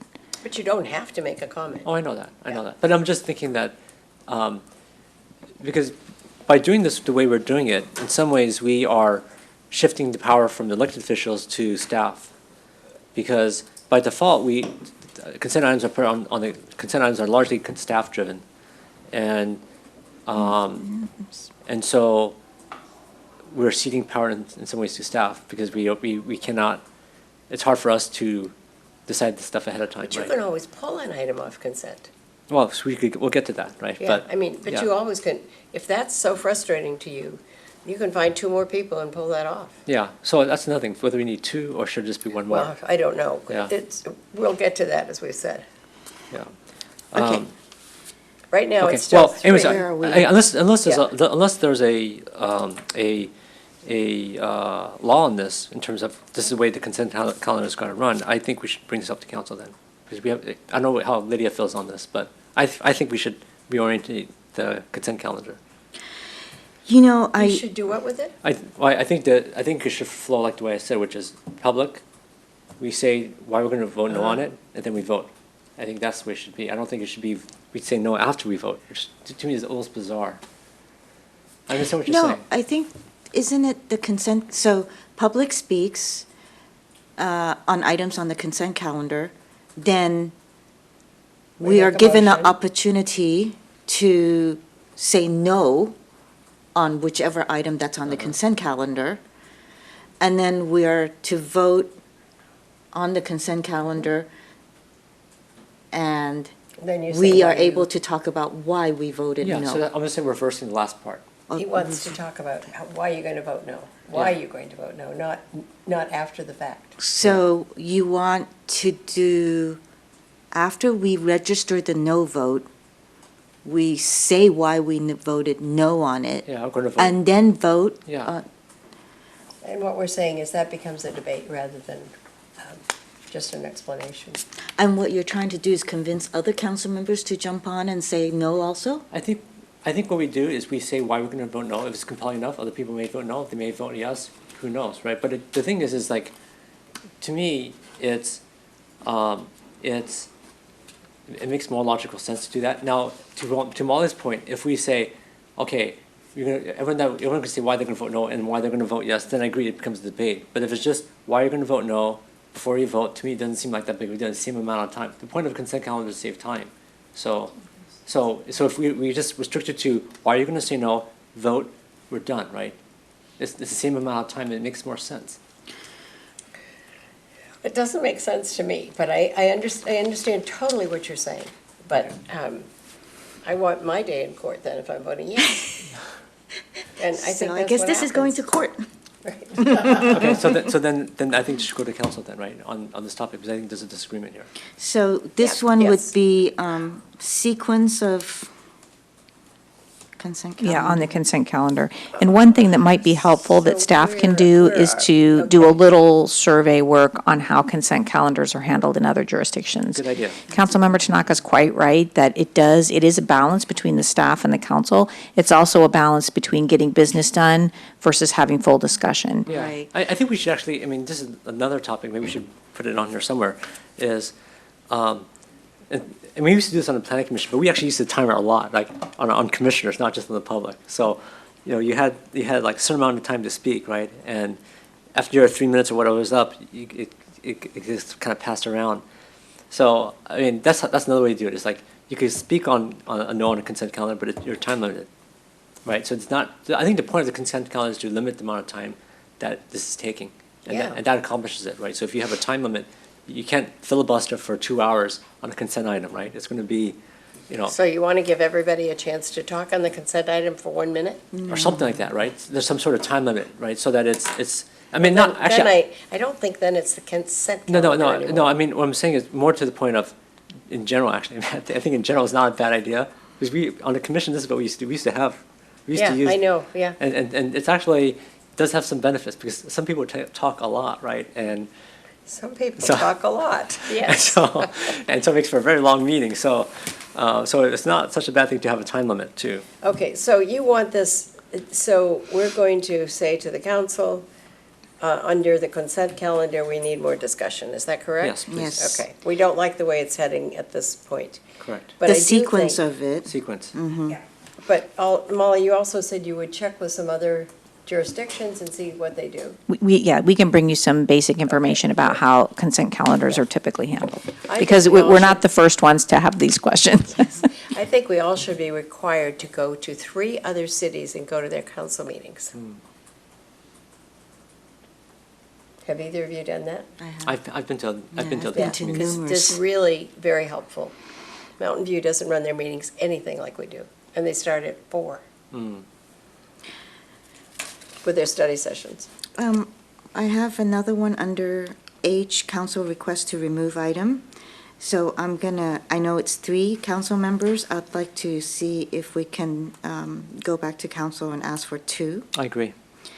Well, I mean, Liz, do you just to agree? go back. Well, I don't agree, but I Liz think we doesn't could agree. just go back. I Yeah. mean, we've discussed this for years. Right. Item number I, hearing of removal items, the last sentence, so where it says, during the meeting is canceled is deleted, right? And then it has any. So when I read it, it sounds like the mayor in consultation with the city manager would decide when any removed items will be heard. Yeah, there's been confusion about this because the prior language seemed to only I'm just gonna grab some peanuts. give that Oh, hey, discretion to the mayor with respect to when it would be heard, I got if it's it. heard that same night. Okay. And in fact, our common practice is broader than that, which is to allow the mayor, and the mayor should work closely with the manager, because it really is a question of, is the staff present, is additional work needed?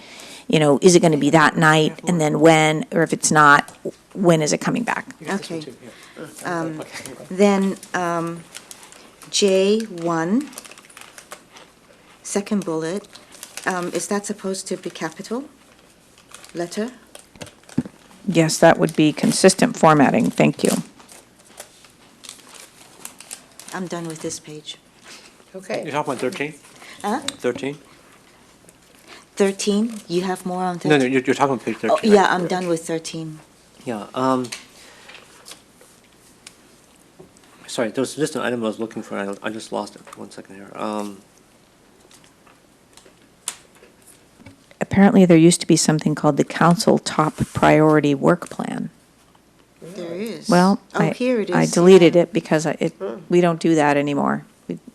We do other Nothing things. that I remember. Yeah.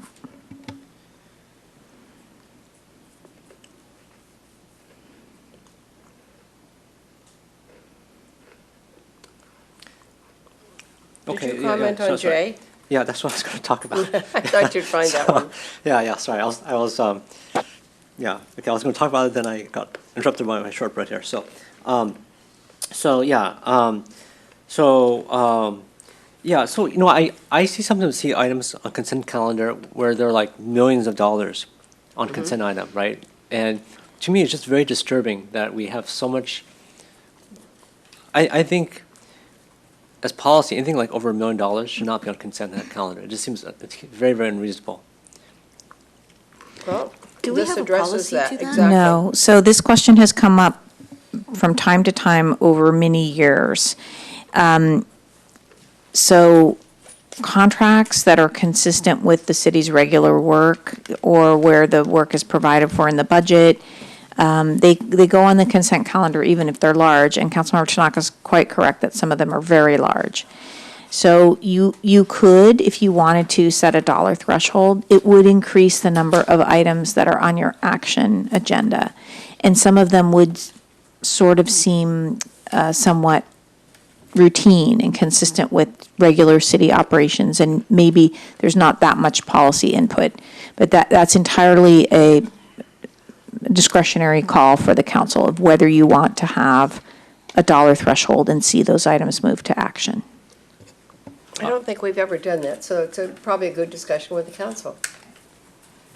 I think probably what we're talking about is a study session at some point with the council on this. I don't know, I mean, to me, it just seems like, I mean, the ones that disturb me the most are, I see it sometimes items on consent calendar that are really, really high dollar value. There's only one bid, or it was a direct award, and it just seems like, I mean, it doesn't seem like the good use of taxpayer dollars if we do that. Well, that's worth a discussion, I think. Okay. I missed something under J.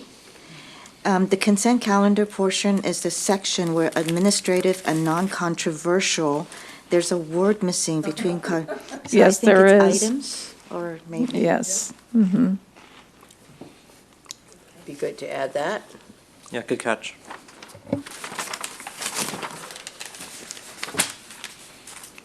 Ooh, 14, wow.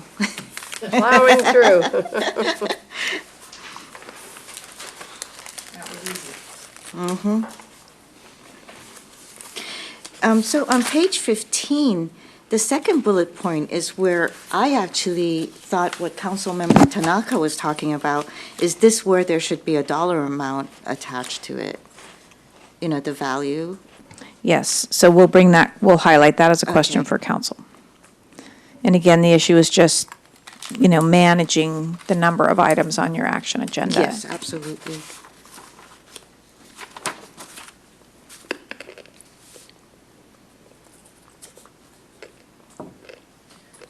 May I ask a question about that?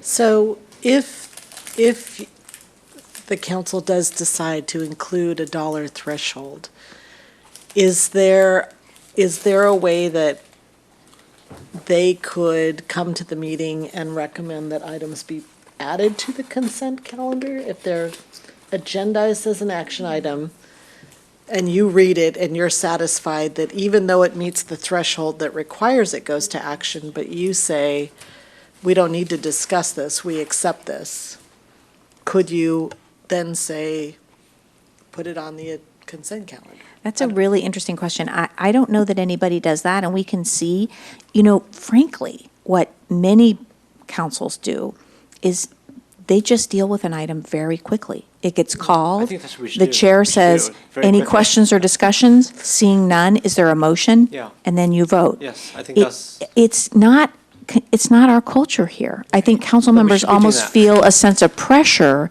to participate actively in a discussion, even if they're satisfied that the report answers their questions and they're ready to vote. Very true. yeah, so I agree with them. I think that's what we should do, is like sometimes those items I don't, have a strong opinion on, I don't have to say anything, right? I think that's okay. And I think that's a better way of them making something complicated. So that's something to go back with. If we can raise that issue when we bring this to council, and maybe if council does want to have a procedure where very large contracts get on action, maybe there's even a sentence in here saying council members are encouraged, if they're satisfied and they have no questions, are encouraged to deal with the matter expeditiously. How do you see council telling staff that it's okay to move into consent? Or So, you still I have to do a don't, vote? I don't recommend actually doing it that way, because I think we're going to bollocks ourselves up with like procedural mishmash, as opposed to what Councilmember Tanaka said, which is just, yeah, just vote. Just know that it's okay and tell the community it's okay. If we don't have an extended discussion, it's because we're satisfied and we're just approving it. Okay. I'm done with page 15. Page 15? I'm done, yeah. Oh, good.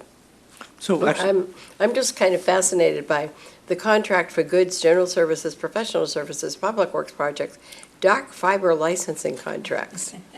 Now that is, again, a little dated. We used to have those, and we can eliminate that, because think it's, so. it goes under other categories, so. Right, it yeah. does. The Yeah, that's entire kind of dark fiber licensing licensing contracts. contracts. Okay. So I Or think, wholesale commodities, so- what is that? well, utilities or public works or purchases of goods. We They're do, wholesale instead of retail, or? the only thing I can think of that's wholesale is power contracts, power purchase contracts. The dark fiber licensing was dealt with by council approving a master agreement that then as staff, we just execute it when we need to. So one thing I was thinking on page 15 is, so let's say an item was, like for our committee, if we unanimously agree on something, or let's say one of our boards, commissions unanimously agree, I think the practice is to put it on consent calendar, right? Okay, but we don't actually say that here, but that's our practice. It does say it Does it say it? somewhere. Where? But it also speaks about that sometimes the standing committee can also request for it to go to council Yeah, as an and then, action then it item. could, but I was just thinking like, because I think there's some things which,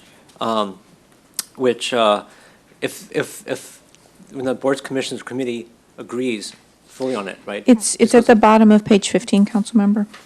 Items unanimously recommended for approval by a council committee. Yeah, so council committee, but what about our boards and commissions? But if they unanimously agree, why do we need to hear it again?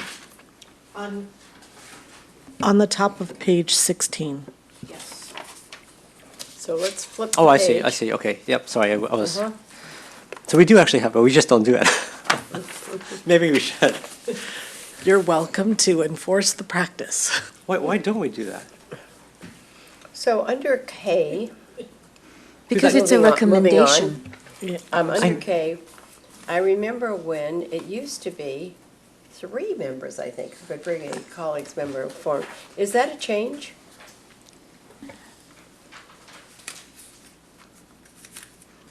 Yeah, I think it was a vote, right? Because we're now in 7 instead of 9. Right. And do I not remember it used to be 3, but it doesn't matter, it's just a It might have curiosity at been this point. 3, it might have been 3 when you were 9.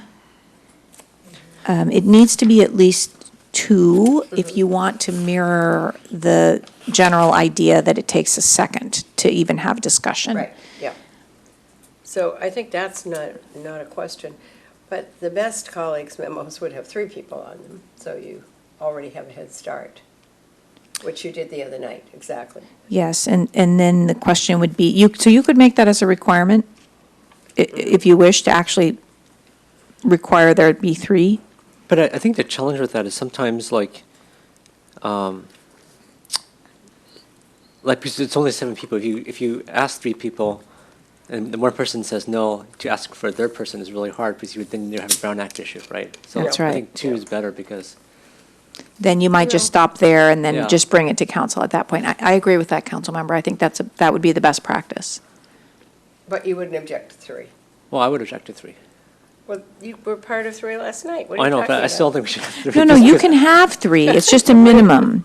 Huh? It's a minimum. Of 2. Minimum of 2. And then it says up You to could 3. have Oh, up to 3. Oh, yeah, up to 3. Yeah, And yeah, then sorry. you could have up to 3. Oh, I see. I thought you were arguing for a minimum of 3. Is that what you're No, saying? you. Okay, you sorry, I could- misunderstood. no, I you couldn't misunderstood. possibly do that. Okay, no, that's what I was thinking. No. Right. Okay. Sorry, I think we I agree. just want to remind you of your 24 hours Yeah, okay. previously.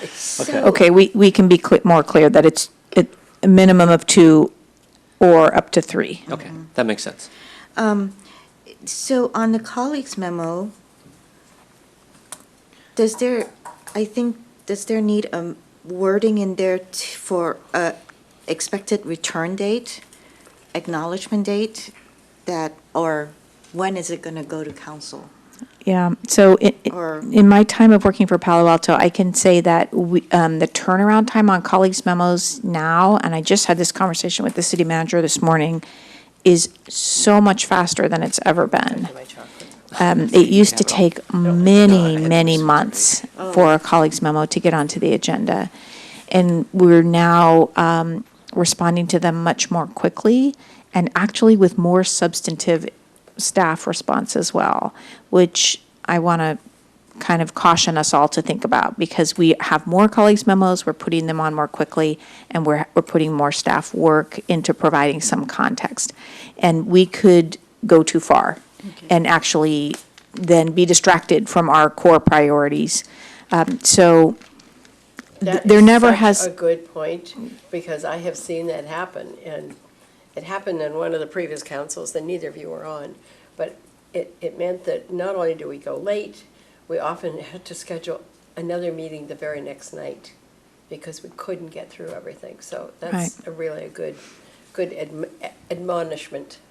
So on the question about a time requirement, I guess I would say that it kind of needs to take into account what else is on your agenda and where there's room.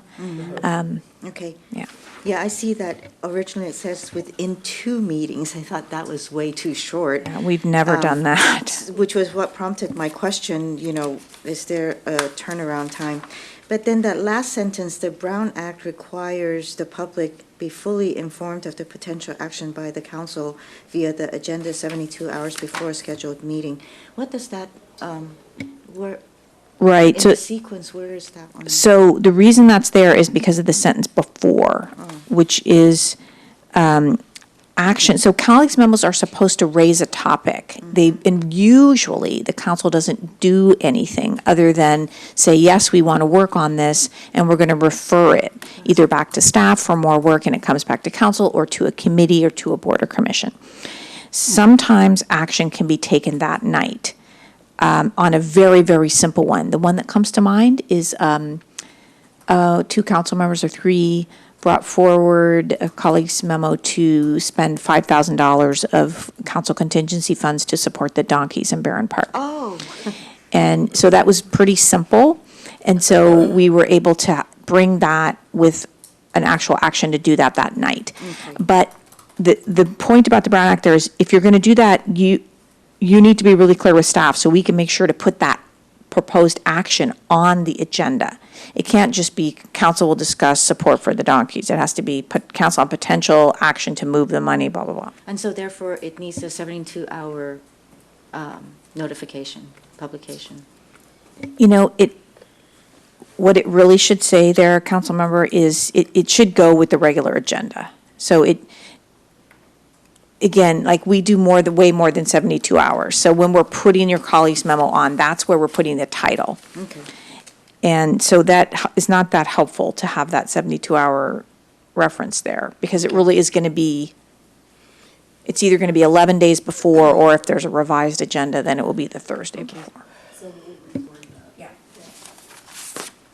Shall we move on? Which would put us on page 18, am I right? Yes. I have yellow mark. This, under L, This is kind of, This you is have to going kind of well. follow the bouncing ball with this, don't we? The Under- council should consult with the city attorney to ensure that and you have to turn the page. so we're on page 18, and then under L, that last sentence between off and nature, is there something supposed to be there? There was some weird formatting code that I could not cope with on the computer, so. Okay. That's what that is, but it's also not a sentence. It's not a sentence. New assignments will not be given, nor will major policy issues be discussed or considered. Okay. Okay. So, yeah. I didn't get that. Oh, you're saying what was there before? Because of nature is black color, and then the rest is all red and crossed out. Let's see if we can figure that out. Right, okay.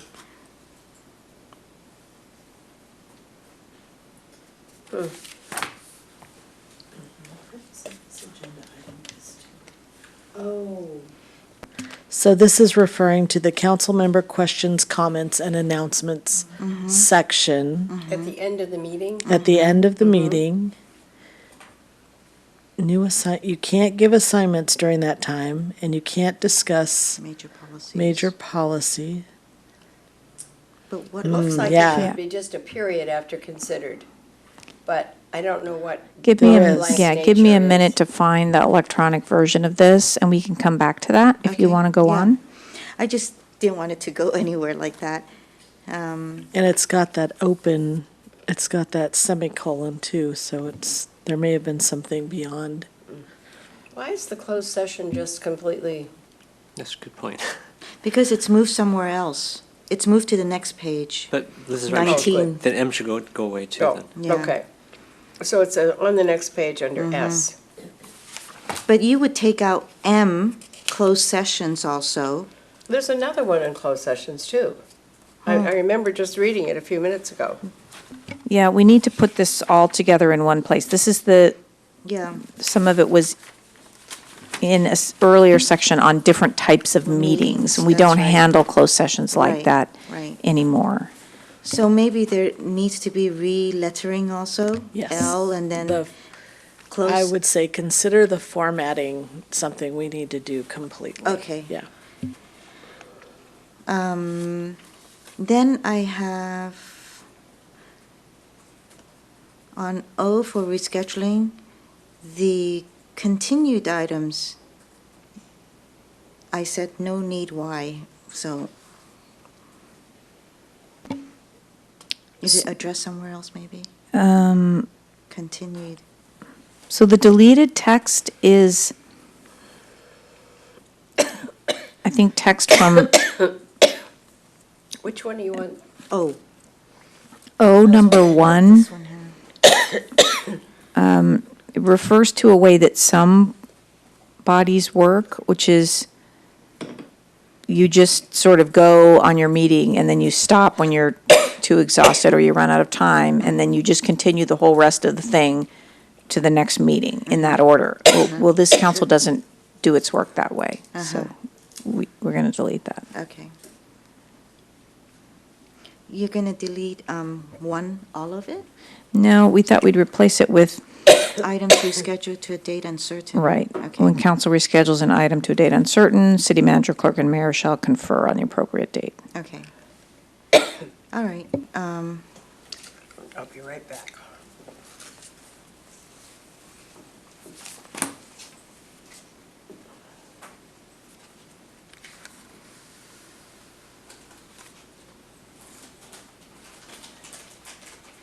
So number P,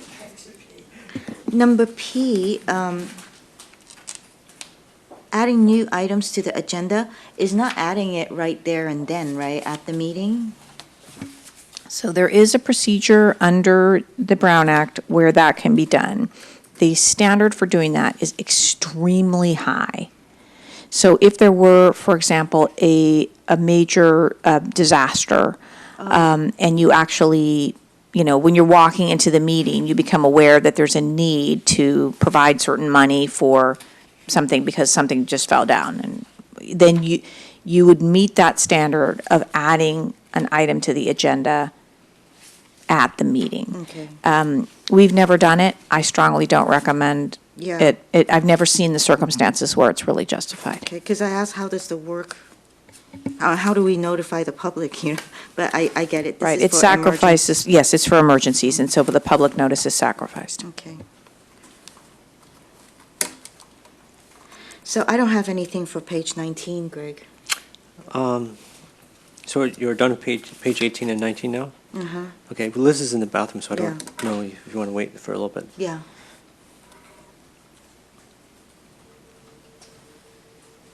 Let's see if that other thing, that weird thing, Well, thank you for being open to doing this. Well, it's not like we haven't done it before, so it's good that we're finally doing it. No, but you guys were open to going through this. Let's keep going, we've got good momentum. Yes.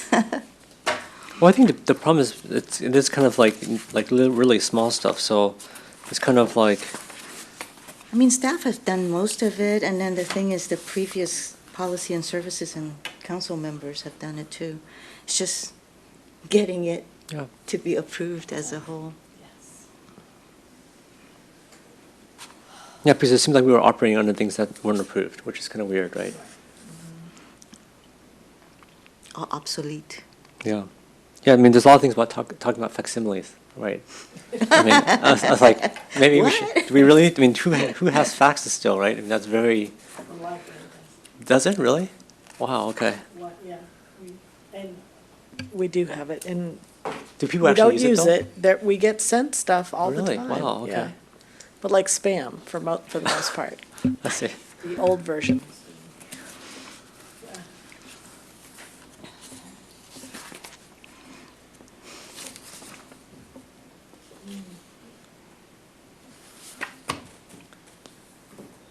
Okay, I'm gonna get a drink then.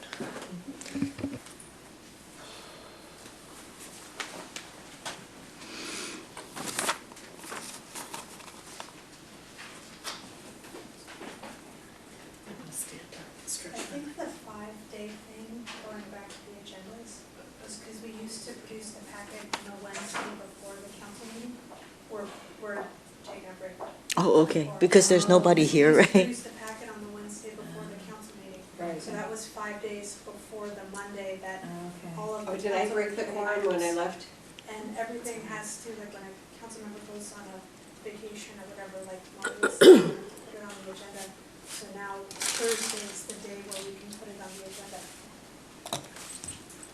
I think that's something maybe to consult with Beth anyways, in your office, right? Yeah. Just to make sure that it's doable. Yeah. All right.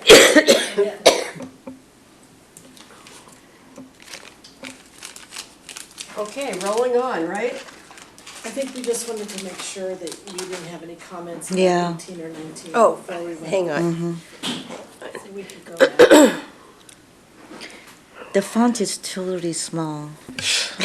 The what is? The font. It is so like- small, right? Format will be corrected. So noted. I mean, without my glasses on, I would not be able to I was gonna read say, it. you There's have no to question. supply a magnifier for us. Is there a reason why it's so small? It's just. It's just crazy. I think it's because there's the comment bar. All right, so Chairness, if there was anything on 18 or 19, I think the others are prepared to No, continue. I think this one is fine. This is where the closed session comes right into account. Yeah, and then the study session is on top, so that's where I had one question there. Study sessions are meetings or agenda items during which the council receives information about city business in an informal setting. Just an awkward sentence, but if you maybe just say awkward, and we can work on it later. It tells you, it's clear, it's just awkward.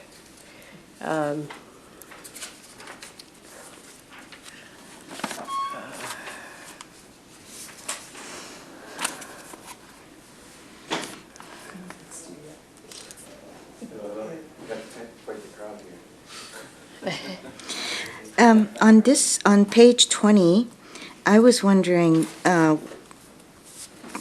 do we need to include in here that CAO evaluations are subject to the confidentiality rules as well? Or is it assumed? Direct me, where are you looking? Page 20, it talks about confidentiality. And You're talking about the very bottom, no person may disclose, well, that's a state law, I think. yeah, but maybe under paragraph item number 4, it is policy of the city council to inform the public of action taken in closed session to the greatest extent possible. It is recognized, however, that the need for confidentiality is inherent. And in A, B, and A and B, maybe a C for CAO evaluations. Is that necessary? I don't think so. It's accurate what you're saying, but I think we haven't tried to list all of the things that might be confidential. Rather, we've said it is going to stay confidential unless. So that A, B is things that council shall publicly report. And these are, A is state law, although there are other things also under state law that have to be reported. I thought you were on 20. 20. We're in that long paragraph.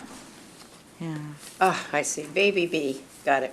And then B is a summary of a law that's specific to Palo Alto, Okay.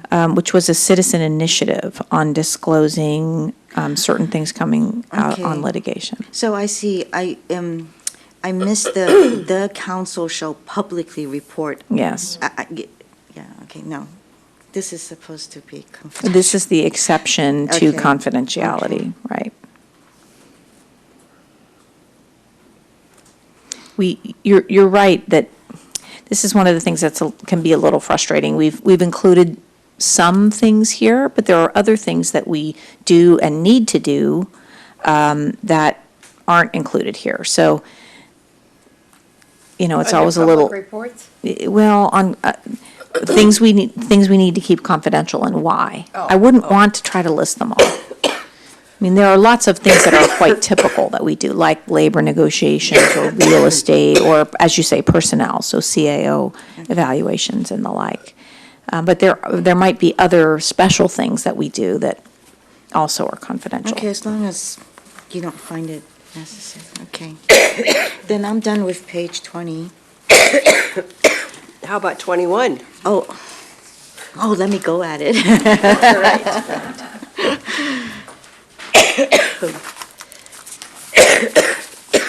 Actually, I don't have anything on this.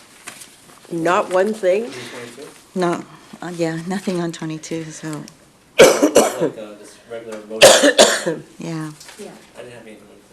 So, sorry, I'm coughing, but last night something came up that was so interesting about the planning commission. Yeah. You do not allow substitute motions? Was it No. like that when you were there? No, it's only recent. It's recent. Oh, very, because I had never Yes, heard of it before. It's recent. Somebody didn't like them. Okay, so it's very recent, Mm-hmm. and is it legit? I'm going to ask the city attorney. They took a vote. Well, regardless, I they guess. operate under us, so I didn't know they could just take a vote to do that. Well, yeah, the group can decide on its parliamentary procedures. How But would there's coun- something about that that seems unsavory, to be honest. I mean, that's not how we operate. So you could, I think this is It maybe, changes outcomes, and that's why I'm concerned about it. yeah, so council could be a bit more directive of its commissions in how you want them to operate. I didn't know it had happened. How did you know? I was watching it. Oh, my goodness. Lorraine. Some of them, so I was like watching Yeah. it like my husband on football. It's like, But, yeah, so could the council kind of do this on the 2.4? yes. Okay. Yeah, so ad hoc. Yeah, right. It just is so odd, I think. I don't have anything on 23 either.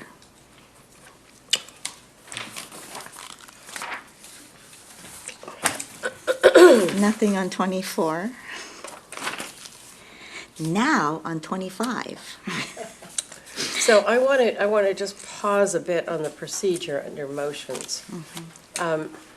It says, get the floor, state the motion. I don't know that I want to actually list this, but I find it, Oh, you're on 22. I'm on 22. Okay.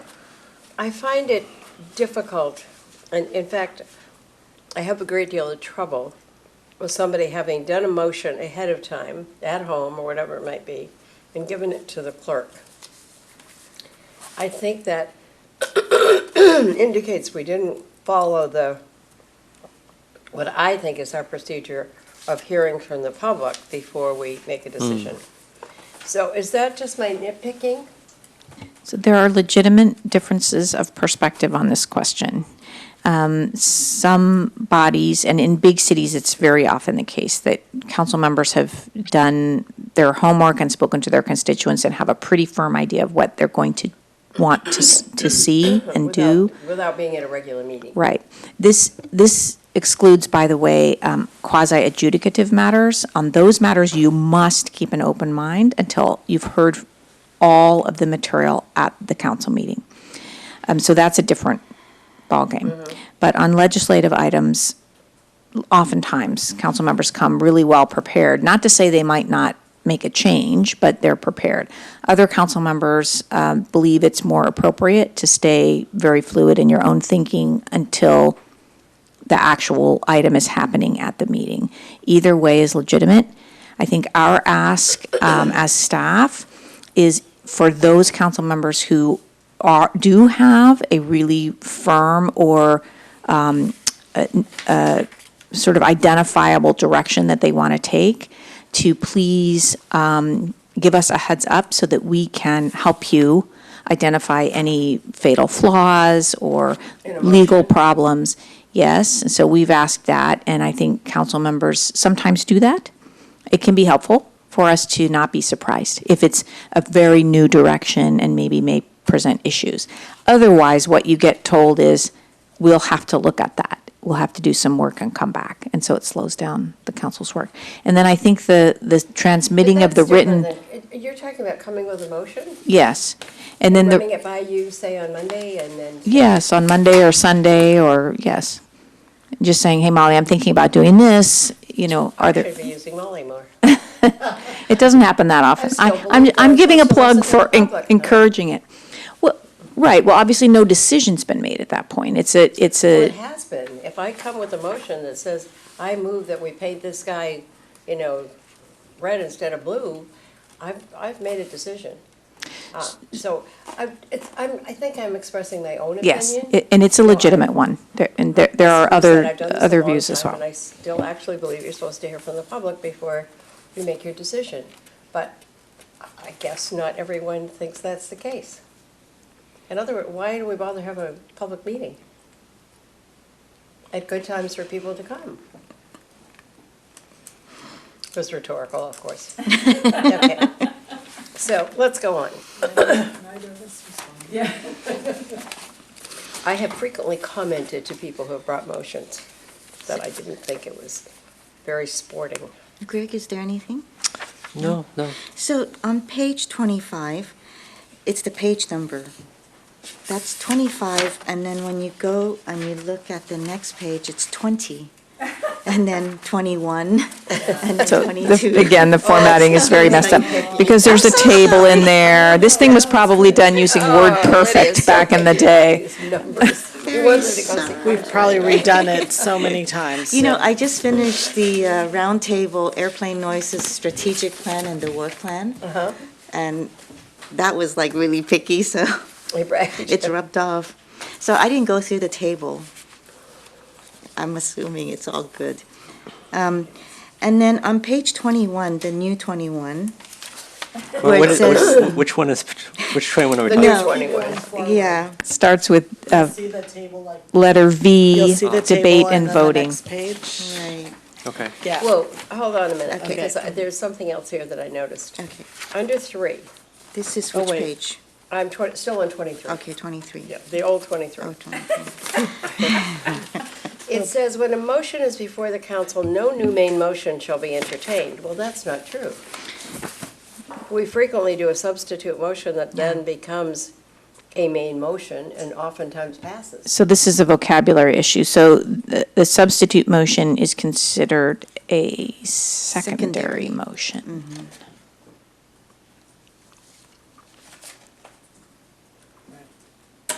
It doesn't replace This the means that main a motion. secondary motion that is higher on the list will be considered ahead of a pending secondary motion that's lower on the list? This Yes. doesn't make much sense. This is a modification of standard parliamentary procedure. So Liz, if you go to page 25, the last bullet there is amend or substitute. So this is what we do. We typically have a main motion, and then we can have an amendment or substitution also at the same time. That's not considered a second main motion. That's considered a So this secondary one makes motion. total sense. This one doesn't. Which one? Just so if we want to amend or substitute on page 25, that makes total sense. But it says that when a motion is before the council, no new main motion shall be entertained. I don't know what no new main motion means. It means something other than an amendment or substitution. So we don't see this, but it would be a motion that was really almost on another topic. Okay, So- so do we need it in there? Is this something that, I don't know if anybody will understand what a secondary motion, which may be considered, well, a main motion is pending? Is a secondary motion then a substitute? Yes. Yes, that's what I was Well, going to then say. why don't we use the word substitute? We can look at this. Yeah, I was kind Yeah, of wondering. this is standard parliamentary procedure, but it's a little confusing based on the way we And work. looking at a pending motion that's lower on the list versus one that's higher on the list, So again, this doesn't happen very often either, but if somebody tries to limit or extend debate, for example, or take a recess, take a personal privilege, I'm freezing to death, I can't think straight, we need to do something about the heat, that comes before an amendment or oh, substitution. so a personal privilege of discomfort in some way? Yes. Okay. All right, I'm not sure that's going to be very clear, but. It's not very common that we have any of these. What is common is No, amendment or I've substitution. forgotten I could even do that. You know, I would, Try I would that have, some night. I would have to say that as if I was a new council member and not having gone through the process, I would have no idea what this Right, is and I all wouldn't about. either. Yeah. Yeah, the Judge Rosenberg's Rules. rules are much more helpful to learning how to do this. So maybe we want to even refer to them. Okay. And fix the time to adjourn. It said some time for continuation of I'm not quite sure what all that means, so if you all know what it means, I'll leave it in there, but I'm not quite sure that it makes sense.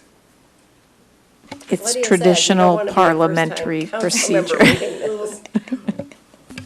New council member. I know, right.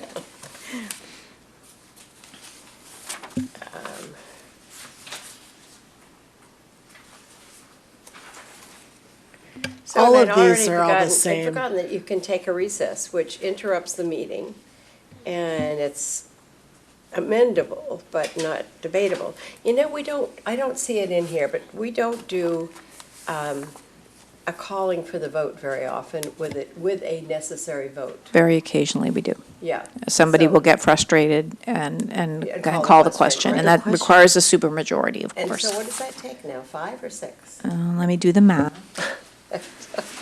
When I see think that we coming, should- I always open up to this table, because I it's mean, hard to remember The exactly. three of us are pretty good-natured, but I'm not sure your entire group now or the group in the future may be that good-natured. I may look at this with different eyes. What table are you looking at? On the new page 20. Oh, I that, also like limit or extend the debate. That limits or extends the time for the council or any council member to debate a motion. Very interesting. That's your 2/3 vote that we just talked about, and did we decide if that's 5 or 6? I always ask Google. I don't trust myself to do the math in my So head. I think we should include the number of votes it takes with 7 people. And is it a different number? Is 2/3 4 when there are just 6 of us there? So, Aren't you a math major?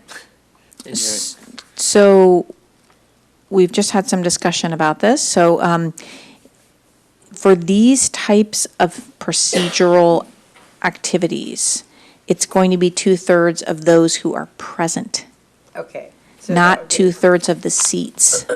4 of 6 is obviously 2/3. But what is 2/3 of 7? 5. No. I don't think so, but You have to round up. Once you have a fraction of a person, you have to have a whole person. so it probably would be 5. 2/3, isn't it 66.7? Yeah, but it's hard when it's 7 people. Really easy when it's 6. We can include a table that does 2/3 and 4/5 of various numbers of folks.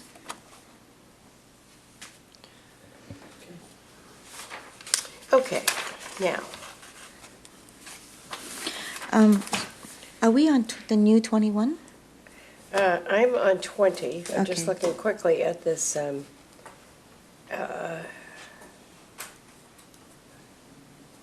This is handy to have on hand. The table, which makes it easy. Oh dear, I've forgotten what raising a question of privilege means. Help me out. You're uncomfortable, you're hot, you're having a Just the way medical you spoke issue, up before. you can't Okay. hear.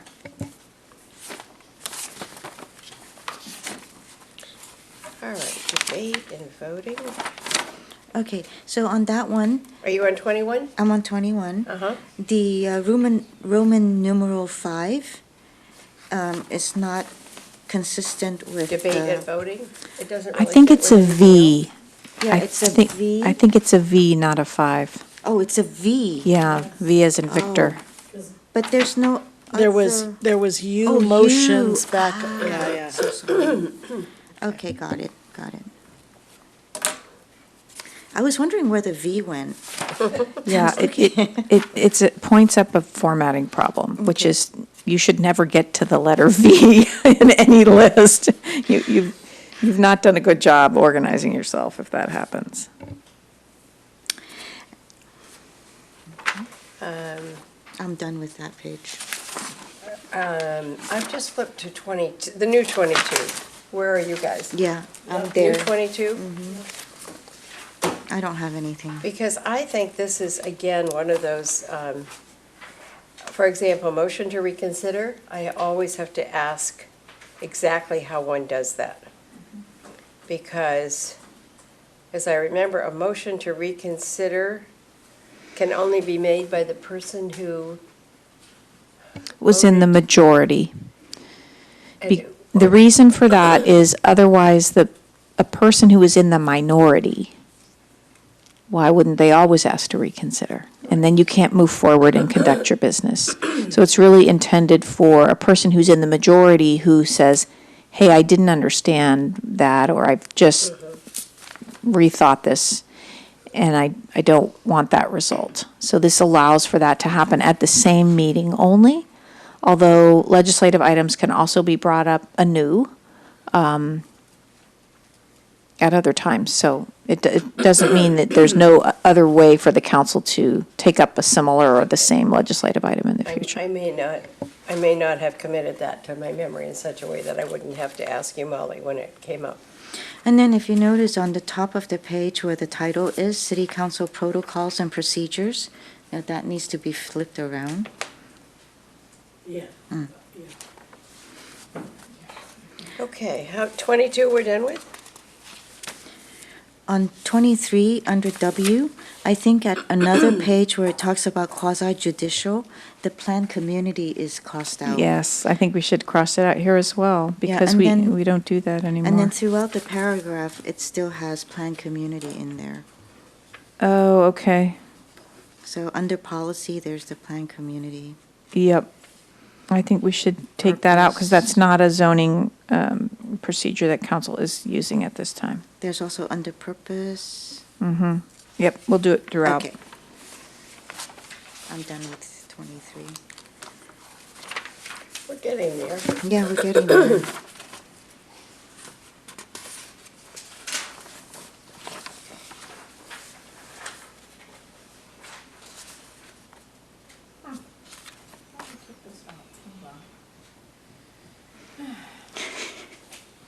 Is there some duplications? Just all the references to the PC process. Oh, okay. How about on the new 23 questions? Rewriting, anything? No.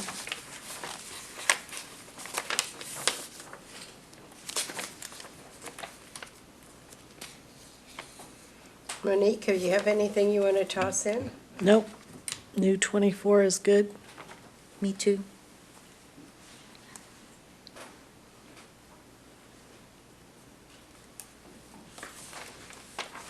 Okay. Greg, anything on 24 or 25? No. Okay. I don't So have 25 is pretty technical. Yeah, all of these things are technical because these are the, those project approvals where you're acting as a judge. And so you have more strict rules that you need to follow. Okay, so I flipped to 26 unless somebody wants to linger on the old 25 or the new 25. I don't have anything on 26, 27. Yeah, I don't either.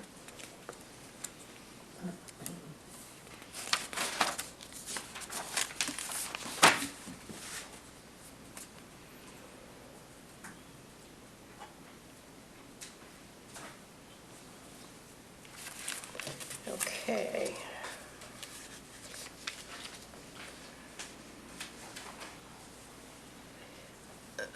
Okay, under public participation, unless we're under, now, I think this is under standing committees, am I correct? So that when I flip to 27, am I still on standing committees or not? Yes. Yes. Okay, because there is, public comment shall be limited to a maximum of 5 minutes per speaker if it's, It's like PTC and PTC allows 5 minutes, I think. So I think what we're Is it meaning on standing committees is the council's committees. Oh, So not yeah, I also the didn't- I boards thought and those commissions. must be. Yeah, so So it's these are not. policy and services and Right, finance. Right. So, but does that indicate that a meeting like this would give 5 minutes per speaker? Up to 5 minutes per speaker. I think committees have generally done that, allowed a bit more public We comment, don't in this committee. which is fine. We do 3 minutes. So it says up to, and Yeah, the okay.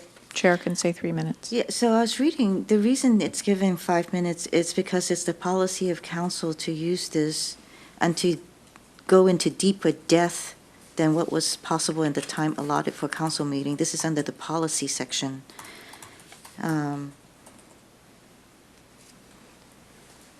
I think that's why they said 5 minutes. That's a small thing, fortunately.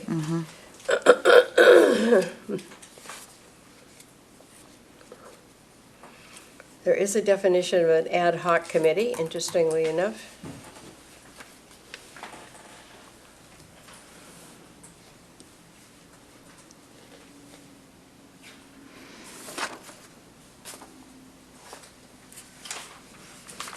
And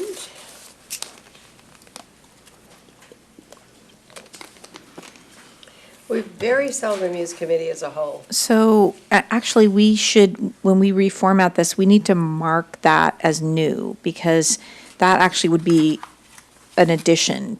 That's not in the existing What isn't? committee of the whole. Oh, really? Yeah, for some reason, the underline has dropped out of this version. Again, we have had challenges with this document. So why do we need that, though? I mean, We do not need it. It was a procedure that a few years ago, council started to use a little bit. Frankly, I personally didn't see it to be particularly effective. A committee of the whole is essentially, it's a council meeting. It's the same. Yeah. But when, it's essentially, it was used for Real. all-day dedicated study sessions. And the awkward situation is when the council is talking about something as a committee of the whole, but it hasn't been agendized as a council meeting, then you really are stuck and you can't really take action. So I think we found that that's a pretty limiting procedure. Didn't we try a retreat that way? I think we did. I think we did a Yeah, committee of the yeah. whole. Quite a Do you while ago. remember what the topic was? It was a retreat.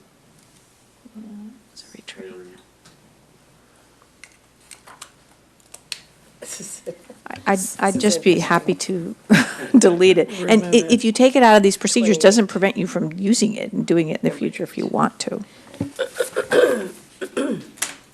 Darn.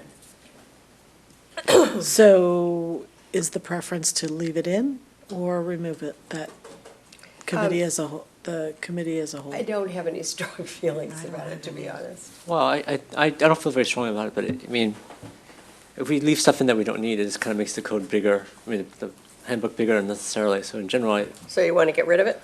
yeah, I mean, I think like, for instance, if something's already in the Brown Act or something's here, why repeat it? I mean, it's kind of weird. Or if something's not needed, why do we do that? It just makes it, like, really, I think like, some of this stuff is governed by our state law or county law, whatever. And my feeling is like, what this thing should be, it should be just the difference, right? From the other stuff, so we don't, otherwise, because if we did that, then this thing might be a lot shorter too, by the way, right? There wouldn't be as much stuff, right? So why have extra stuff in here? You know, go under appointment. The mayor may appoint 4 or less members of the council to serve on an ad hoc committee. I think that's now 3, isn't it? Oh, yeah, that's a good point. Yes. So we should just correct that. That's a good catch. On page 28. There may be other places where we haven't caught the numbers. But what do you guys think about the idea of just getting rid of stuff that's not needed and stuff that's redundant to what's already state law or county law? Why have it in here? So your thinking is somewhat music to my ears because it is a really good, clean practice to do what you're saying. I think the counter argument would be this is intended as a useful guide to members of the public. So I think some extra material is put in to kind of help people understand the full picture. No, it just seems. Another way that I was looking at it, because it's a healthy book, you know, some people might just go to the section in the index and kind of look up what they want to understand, and then flip to that page, and if it does have Brown Act or whatever else restrictions to it, then they would have no idea it was listed somewhere else. But the problem though is either you include everything or you don't include any of it, because so I think the problem we have here is that some of it is included and some of it is not, right? Yeah. And so if you rely on this to be complete, it's not complete, right? True. And so to me, and it's a burden because staff has to maintain that, like unnecessarily. And so I think it's better just to say, okay, but we follow the Brown Act and all these other things that because we have to, versus just having some of it in, because then it's misleading. Then people think they can rely on this completely, but you can't, right? So, I know, I mean, it's also like legal time and money that we have to spend doing that, so. It's also confusing, at least if I was a member of the public, it would be confusing as to why do we put some things in and not others? It just seems like a good cleanup thing, so we don't have, and this thing would be shorter. So It would be what are done by you now. looking at? What are you looking at doing? No, I mean, just in general, I think Molly could figure it out, but there's a lot of stuff that's in here that's already, it's like a cut and paste of what's in the state law. So I think that this was sort of in the bucket of maybe a phase 2 major overhaul. It's not so much updating and adjusting and modernizing, but actually doing a very different type of document, which I think we're really not Not there. ready for yet. Okay, I mean, I'm just trying to make your job easier, because it just seems like you have to maintain stuff, right, and unnecessarily. And we haven't done a great job on this one, I have to say. And I'm vigorously nodding like this. We're going to get to that. We'll get to that. Where are we? We're on I at 29. I had gone ahead. On 29 on the top is supposed to be election of mayor. Does the nomination of mayor, is that a Brown, I know there's the Muni code here, but does the Brown Act apply here? The Brown Act applies to the choice of mayor and vice mayor, yes. Okay. It's a council action, and yes, absolutely. Now, You're referring to the prohibition on serial meetings? Yes. yes. So, And there's also, I think there's a charter reference, and there are some code provisions as well, Unicode. so, And, sorry. sorry, so I was just wondering if we need to make a footnote or if we need to kind of add a bullet point in there about that? Oh, unless the 2.0406 addresses it. It probably doesn't. So we could do that. It is a question that I get from time to time. So I tend to get at least once or twice every time we get close to the action. So people do seem to not fully grasp that immediately, that it does apply. So I would suggest doing that. What is that? That, just to include that the Brown Act applies. I have to ask the reverse, though. Why wouldn't it? Is there? Just because, I mean, it does, but then the thing is, there's always a question about it, and it's also a good reminder. I thought we have to, right? Isn't that Yeah, law? I didn't think there was any, I didn't know there was any option. She's just saying to, as a reminder. Right. Again, And then it's also a general public is reading this book, so, Well, I mean, to point out I made earlier, which is, I just think that that's like already there, why repeat it? I mean, just, because I think either we put everything in or we don't put anything in, because otherwise it's not consistent. Yeah, why don't we just put a big question mark by that one? I don't see a need to, but, maybe others will. okay, thank you. Are we okay with these listings? It's organized into 8 sections. Oh. So 8 is missing. Well, there could be 8. Well, maybe also we should change the March, 2016 to 2019 or 2020 or something, but that's another issue. That's because I took my glasses off. Okay. Or do you even need to have a date? I don't know. Yeah. Well, March 2006 was the old date. I know, it's kind of ridiculous. Wow. That's why we want to update it. And I think there's a whole bunch of red lines for travel policy here, Yeah. We should go through that. Spring of 2020 is what that should say. Miscellaneous, this is the Or do we need a date, though? policy for travel. Well, I wanted to go into the, into our finance committee Okay, sure. for the budget. But like Greg said, it might not even need a date, right? Well, I think she just wants to make sure that it happens. okay. but- Yeah, Just because this one, Yeah. I certainly don't want March 2006 to stay there. Yeah, that date's definitely not right. All right, plowing on. So, you said the last time this was done was like '06? No, 13, right? But- This version is 13, 18, we're not exactly sure, but Okay, but it goes back to '06 at some point, because we just crossed off in '06. correct, yeah. And there was a council in the early 2000s that got along very badly with each other. And these rules came into play at that time, as I remember, because they had a really hard time with civility. And so this is why they then wrote this 31, council. right? Yeah, 31, Yeah. where they wrote this conduct, where you had to call each other, by your title and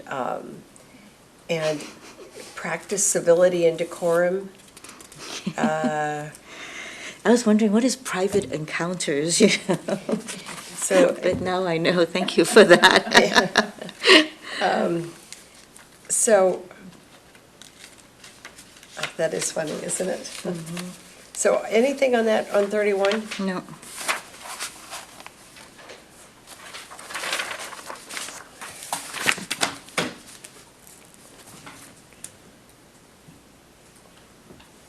Oh, and we had one of these too. So, and I don't ever remember how it was resolved. I'm sorry, what page are you on now? I'm on page 32 at the top, and this was a situation where, it doesn't matter, but I can see why under 2.3, there were provisions regarding employees and how they interacted with the council and with the city manager. When you have the section 2.0 to 04170, is that going to be hyperlinked? Oh, we could, probably.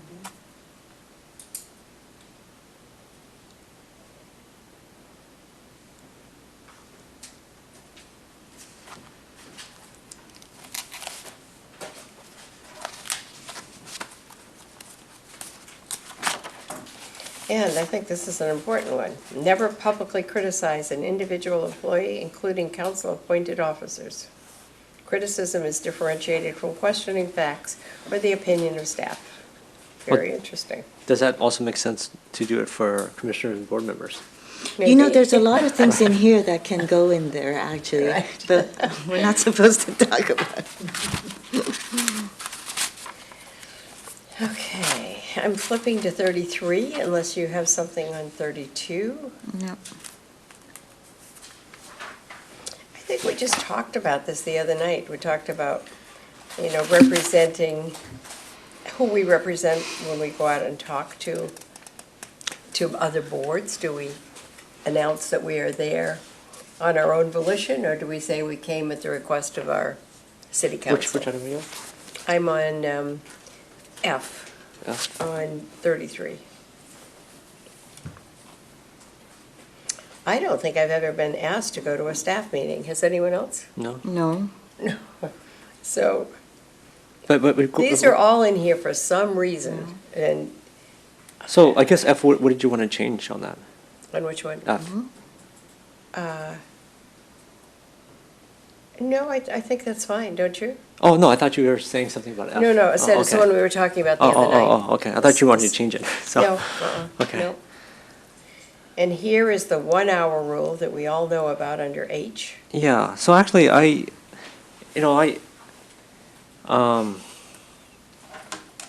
because I think there's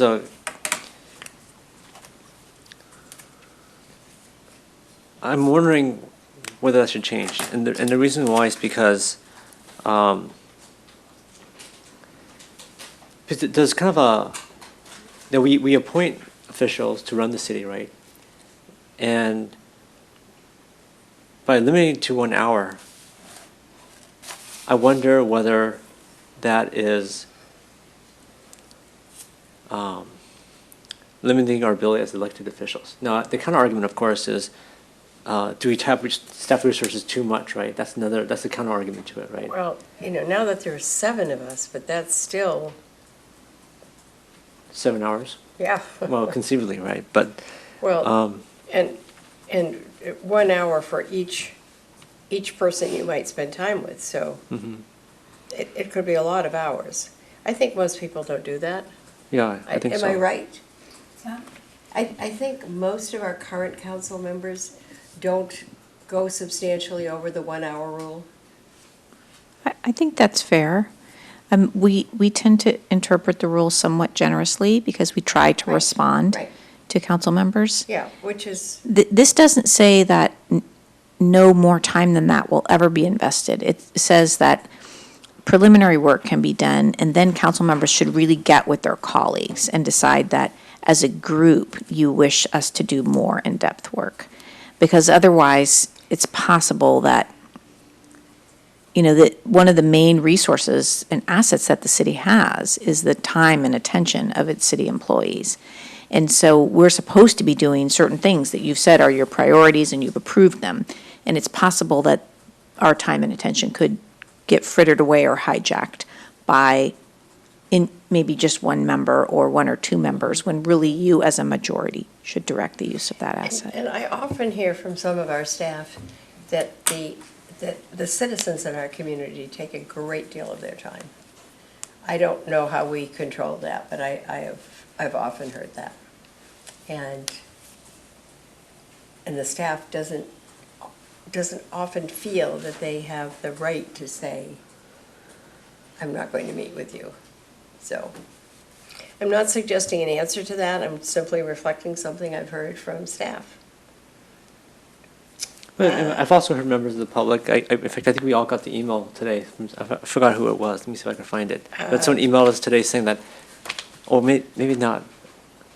No, actually, I think just Adrian and I got it, but basically, like saying, God, we emailed the city 3 times about this topic and you haven't heard anything about it, right? And we also, I think probably all of us have that experience of, there's also the other side where people feel like. No one ever gets back to me, right? Yeah, like, so no one's ever responded, right? So but we are in the business of serving the public, so in some ways we kind of do owe responses to people, even though it may be Yeah, short, right? yeah. So but the only reason why I wonder about age is, is that 1 hour is also kind of short. So like, there's some topics where you need maybe more than 1 hour. So I kind of see both sides of this, right? But the Well, only thing I just let's- wonder about is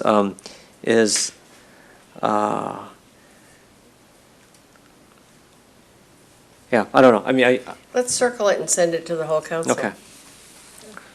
But this is, I think that rule has been there for a long time, as far as I know. I mean, the way I read this one here is on, the 1 hour rule is for one council member versus the whole council member's That's correct. direction. That's correct.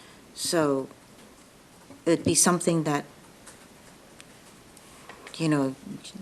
one council member is looking for help with something. And No, I I think understand what it is. we It's just- generally also interpret it as per topic, so we might have Yeah. several We might have inquiries or hours matters. every week, right. It's possible. Many stuff. And then we're queuing at that point, Right. right? The thing, my point here is just more like, and it's kind of all like where the balance of power is, right? Is it with the elected officials or is it with the appointed staff, right? And so more we do some things like this, right? It's more the powers in the appointed staff versus elected officials. That's really what I'm thinking about, right? The same thing about the consent calendar thing or some of the other topics we bring up. It's like, where do we want, because we are accountable to the voters. If we screw up, we don't get reelected, right? But I think the public doesn't have that direct, the staff doesn't have that direct accountability that we have as elected officials. So that's why whenever possible, I think the balance of power should always go to elected officials versus appointed staff, just because we are publicly accountable, we're voted in, right? So I know you want the council to discuss this, but I would just offer another perspective, which is the balance here is between individual council members and council as a whole. No, I get that, Right. no, I get that, but it's more about. Because all of our time is dedicated to No, you no, and to I the get public. that, but I guess my point is more just, things like this make it shift the power more towards staff than it does elected officials, because it means that elected official has to do that much more to make something happen. So But then I also get the point of, well, gee, if just one person is monopolizing all the time, that's also bad. So I'm not saying that it should be one or another, but I'm just thinking about like where the balance of power should be, and to me, it should always be with elected officials. Well, and under our charter, the council acts as a body. So an individual, while it's a great and important thing to be elected to the council, as an individual, you really have actually no power. No, I get that, but this is the point also of like what I talked about earlier on about the consent calendar, which is by having the way the consent calendar is right now, it basically makes it harder for the council to act as a body, right? Because we have Brown Act limits, there's a bunch of other restrictions we have. So, and to me, the staff is not directly accountable to the public like we are as elected officials. And so that's why, to me, it's more important for the balance of power when there's doubt or whenever possible, it should go towards elected officials. I don't see this part as, whether council members, elected officials have shifted it to staff. I look at it more like a way to remind the elected officials to be mindful of staff's time. Yeah, and I see that perspective too. So that's why I'm not saying we should get rid of it, but it makes me think about it. But definitely if you want to take it for a Yeah, discussion, it just makes me that's think about, definitely- it makes me think about, the consent calendar I feel very strongly on, but this one, I don't Well, know. there's one other thing that we haven't discussed, which some cities have city managers who demand that you call them first before you see somebody who's on the staff. And Jim had some of that. And when he was determined, I certainly would go through him and say, I need to spend some time with so-and-so. Yeah, I wasn't even talking about that, but it's just more about like, it's just more about like, The question is, so to get more full, so the question is, whose staff are they? And so if you, as a council member, say, I can have as much time from the staff as I want Yeah. to, then it says, how about the other six? yeah, no, so I agree with you on Should that. they all have? That's why I'm not saying we should get rid That's of why it. you, that's why you, Yeah, yeah, so no, you're having a discussion, but you're not gonna change it. No, it makes me just think about like, so the reason why I was thinking about this was from our discussion last night, which was, I forgot how that came up, but we were talking about like, I forgot who was saying it, but it was like, someone was complaining about the 1 hour rule. I forgot what it was, or someone. Oh, I mentioned it because I was saying that the commission and boards are taking up staff time on items that they brought up. Yeah. And the thing is, it shouldn't be done that way, especially if council only has 1 hour of staff time for it. Oh, okay, maybe that's Yeah, what you're saying. that was what I was saying. Yeah, so here's the other thing I've been thinking about, which is like, what we want is, we want to be driven by what the public wants, right? Generally, that's what we're supposed to be representatives of the public in general. So we should be driven by that. And so when we make appointments to boards or commissions, or to CAOs, which is the only appointments we don't make direct staff appointments generally. I think those resources should be empowered. So whether it's appointed CAOs or appointed boards or commission members, right? So if they need access to do their role that we set them out to do, they should get access. So anyways, that's one So, thing I was thinking I about. think we should flip the page. Yeah. Okay, so 34. I just wanted to mention that I can certainly see that this rule came up, like others about conduct and decorum, that there may have been an issue at a particular time. Oh, there was. So Yeah. I'm happy that the full council No, will, and we have that noted. It was a time when several people ran and weren't reelected, and it was really it was a very difficult time. I was not here on the council. Like for B, why would you lobby a board or commission member because they're a recommending body to us? Why does it matter? Why would you ever lobby a board or a commission member? Where are you? Oh, I think people do Really? it all the time. Oh, you bet. But why though? I have done it on occasion.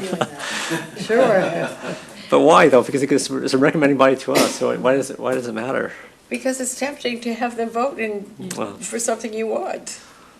I don't. I mean, I kind of see the boards and commissions as a way for them to vet out topics, right? That we don't have Yeah, time to do, yeah. right? And in fact, I think we should do enable them to do more of that, so that when topics come to us, they're As fully. you said last night. Yeah, Did we exactly. As the press conclude quoted that you today. this section would not be reviewed by this committee? Yes, Oh, we that's- did, we did conclude we were not Pages- going to, 34 and 35. All right, council members, yeah, we're gonna skip over. to- Yeah, we're not going to talk about this section. Oh, yeah, that's right. Yeah. 2.4, so we're going to 2.4, that's right. 2.5? Oh, so this is the one that's been taken from us, Yeah. correct? Yes. Embargo. This embargoed.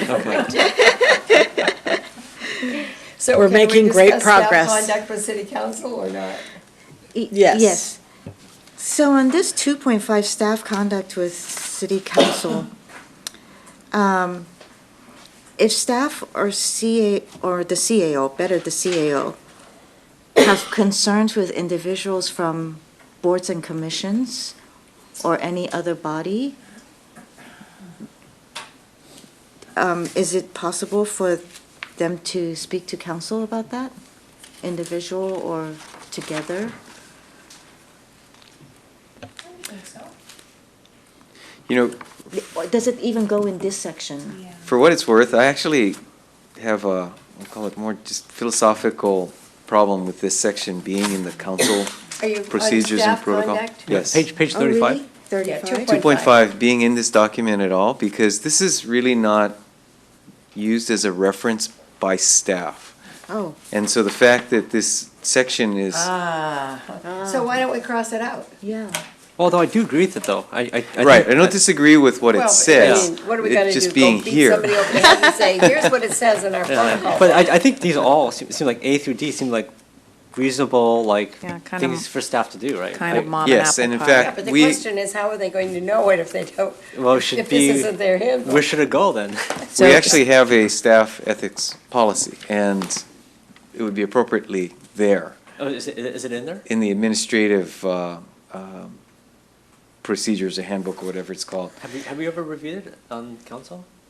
What? The- what- No, This no, because administrative- it's between the city manager and the employees. It's I that. think this section 2.5 harkens back to what Councilmember Niss said earlier, which is at this time, there were a lot of conflicts, and some of them were There really between were. council and staff. And that's why it's written in 2006. Right. Judy Kleinberg is a good reference on this. But they used to call each other, let me think what the word was. Wait, Honorable so-and-so. And it was really, it was just, wait, council members calling council members, or they Yeah. make staff call you that? no. Oh. They would call each other. And that's why it said back here a little while ago, call them by their full title. Oh, Because I can remember some of those who were really well, disturbed. I mean, 2.5, I don't mind taking it out, as long as it actually gets into the, what's the document called again? Administrative, we call it the So if you go on to the next page, to 36. So City we policy crossing that manual. out? Well, only if it goes into with the thing that Ed just talked about, which, I don't know, what's it called again? city policy manual. As long as it goes in the city No, policy. it's, manual. I think it's okay. I think you've convinced me. Okay.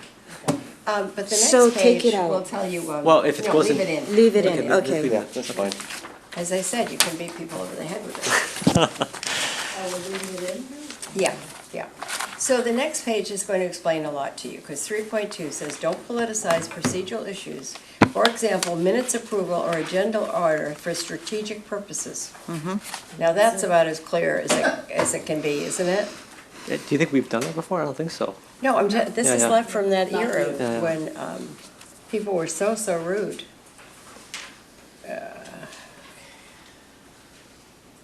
And that's what all of this is about, referencing back, I think, to '06. So on 30, page 36, 3.5, second to the last paragraph, 1, 2, 3, 4, 5. Last paragraph or line? Line, I'm sorry, line. Number 5 line from bottom up. It says, at the meeting, the council, city council may determine whether to continue or refer the item to the appropriate board and/slash commission. Should there be added in there or future council meetings or back to staff for analysis? I mean, is that only to the board and commissions, or it can be referred to?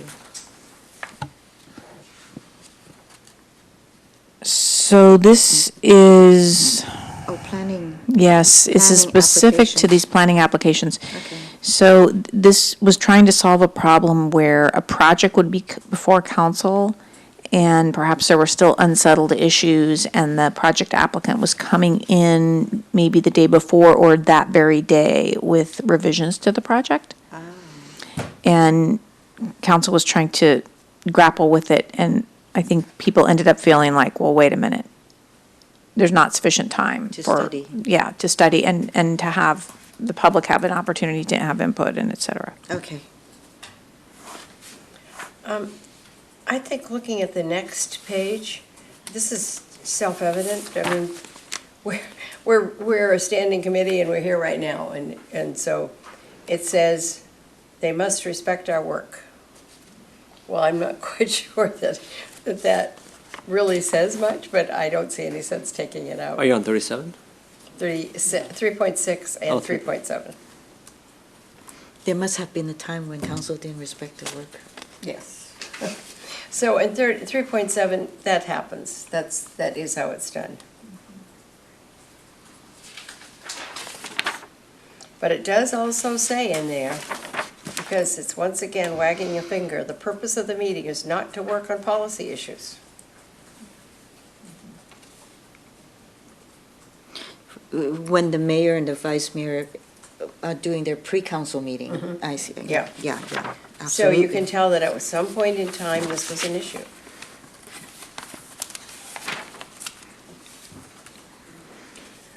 Okay, how about flipping to 38? Oh, this is about us.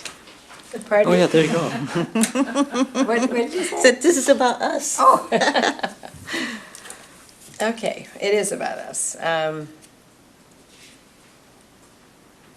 Isn't this what we're doing? Yeah, we are.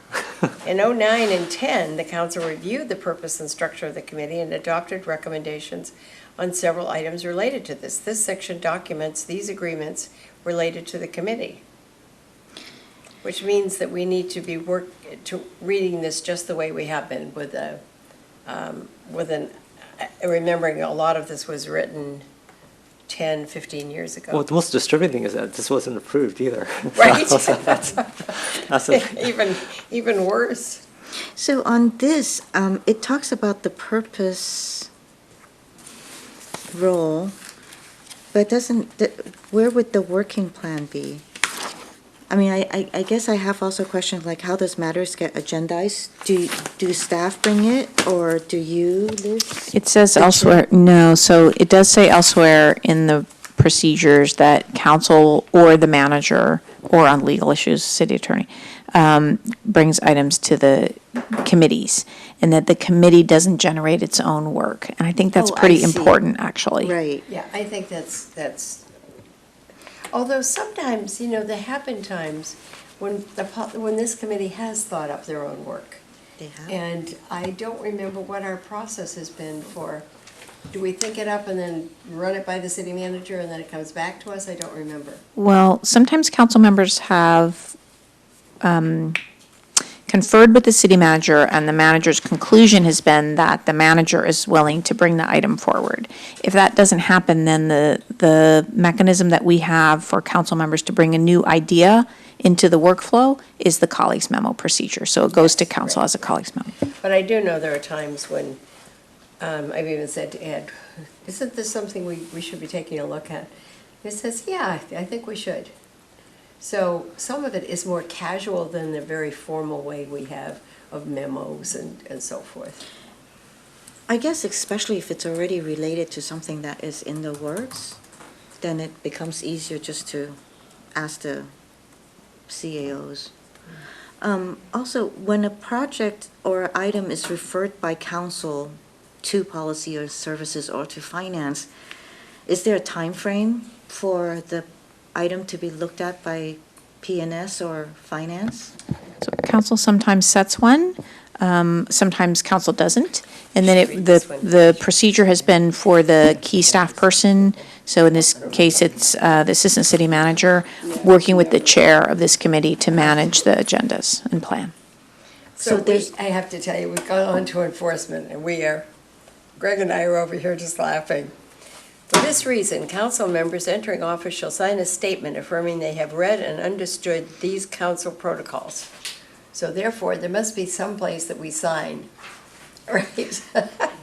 Okay. In addition, the protocols shall be annually reviewed by PNS and updated as necessary. Holy cow. Well, I think we just really get pats on the back for finally making it through this thing. We do, Do you think we yes. actually are going to take it to council and they'll adopt it? Yes, I do. I think we should push for You that. guys have a lot of confidence, right? Okay, we've got just a couple more. Can I follow up on yours? So you were okay with the understanding that of the referrals and the timeframes and? Yeah, I mean, I would have Oops, liked to. Did I lose something? Oh, I was just asking about the referrals, When how we're- how they're agendized, who does the agendizing or brings it up. Then also, if there's a The time memos? frame. No, the referred items from council.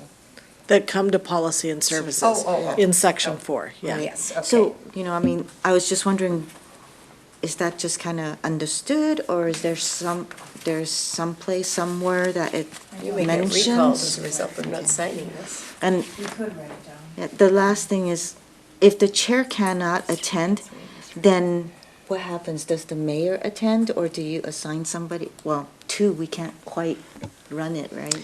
Yeah, it used to be easier when there were Three, four. four, yeah. So if the chair can't attend, you could have a meeting with two. We could? It's legal. It's still a meeting. It's a quorum of this group. We just can't vote. You could, but you need two votes. You need to agree to move anything forward. I see. Typically, I think then there's an effort to try to get the mayor to sit in, just because two is a very small number. But you could proceed with two. Okay. Wow, I mean, this is getting really interesting. So maybe we'll look for a little bit of language and That that would you be guys great. can discuss. I'd really appreciate that. I'm sorry, I've gone on to the next page, and I'm just fascinated. Midway through the page, and I missed this before. In its settlement agreement with the San Jose Mercury News, February '03, the city council agreed to consider a policy under which the council would waive any deliberative or other privileges other than attorney-client privilege that it might assert with regards to emails on agendized items. That is how nasty this must have gotten. There was a specific dispute, and there was a lawsuit. Yes. Yeah, so clearly was the early part of this decade. So do we still need this in here? Well, Is it a reminder? we do, because Maybe for here, history. here's why. Because the city actually settled that lawsuit with an open-ended policy, which is essentially codified here, that doesn't have any concluding time limit. Frankly, when I saw it, I almost fell out of my chair. Whoever the city's bet. attorney was at that time, I think that was pretty irresponsible. But Well, anyway, wasn't it this the goes same beyond. attorney that was when I left? Yes, I believe so. So there was outside counsel that worked on the lawsuit. So this goes beyond state law, and that's why we have the Wow. procedure where council members ask questions and the staff answers, and all that happens in public. That's not typical. A lot of city councils, that's done outside of the public eye. And it could be done outside of the public eye, but we have But this because of agreement this- that it be done in real time. And it's actually a procedure that's served the city well. I think we've managed to handle it in a way that's pretty productive. Also on this next page is another Oh, one. wait, hold on. Oh, are you on 39 still? Did I go on too fast? Yeah, please, I'm on 39. Are you still on 39? Yeah, Oh, I'm okay, still at okay, okay. 39. So on the very bottom is one of the things that we've had a lot of discussion about. Council members should submit questions on agenda items no later than, this one says 5 PM on the Wednesday prior to council meeting at which, is this, Yeah, this is normal. is this still correct? Well, 5 actually, PM on Wednesday? I think the way it was written before is better, because I tell you, like, we get the packet, right, there's a lot to go through. It's really actually hard to get everything in by Wednesday.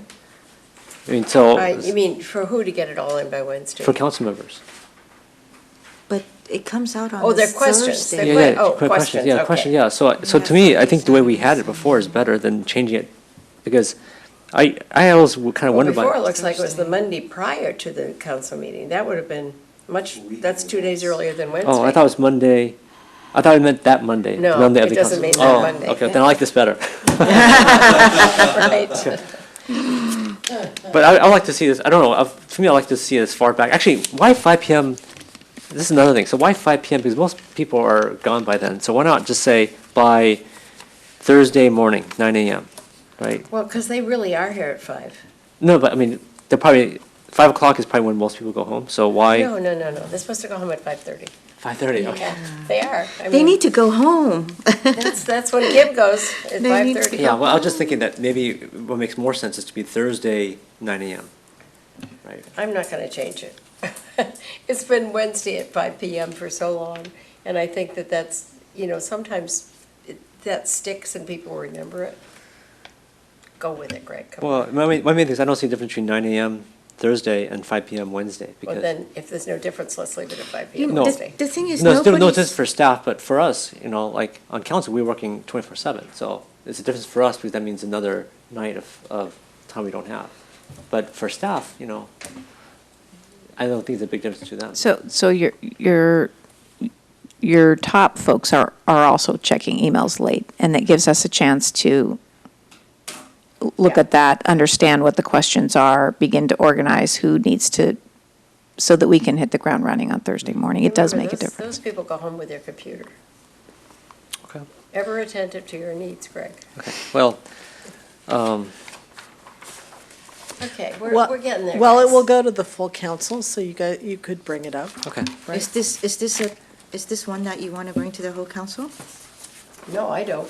When I think as a practical matter, we have responded to your questions that have come in by 9 AM on Thursday. Yes, I mean, you guys are good at that, but to at least make that effort is important. And then it also says, any questions received after 5 PM on Wednesday before the meeting may be responded to via email and alternatively will be responded to at the council meeting. So they try, and I'm not saying they can do it, but they try. Yeah. I mean, I know you guys don't submit questions very often, but it's actually really tough to get questions in by Wednesday. Just from when we get the packets to actually go through it. I mean, there's a lot. Sometimes we have like 39 consent items. I kid you not, it's true. We know because we produce all of those the materials and read them all. Even your speed reader, you can only read so fast, you know what I'm saying? And so that's why it's tough to actually get it by Wednesday. Well, you can negotiate with the whole council if you Okay. wish. Do you Okay. want to?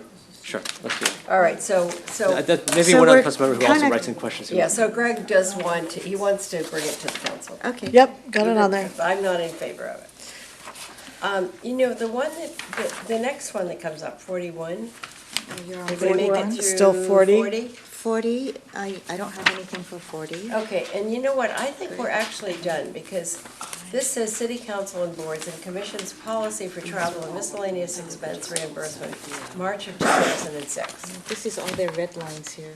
I mean, this is, I think this needs to be looked at again after we, So this is all, these are this is all all of, city stuff, right? this is all of the updates, just based on even the report you had earlier from Right. David, Yep, that- and you and I looked at this earlier today. that this updates the policy itself to match the city's travel policy to comply with all of the legal requirements. So I there's- think I am correct in saying, if the council decided that they have a different policy than the city, there's no issue with that.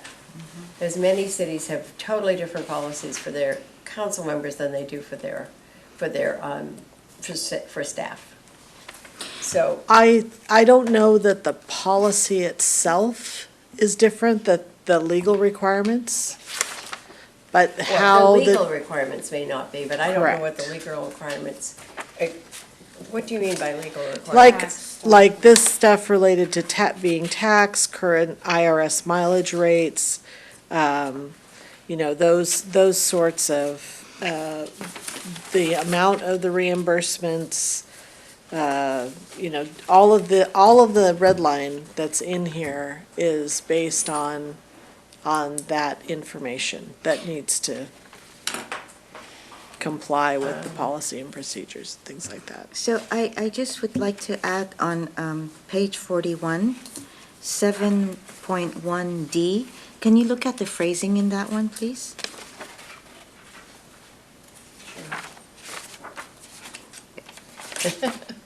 Missed that one. Very interesting. That is under travel, so that's really a surprise, Lydia. Yeah.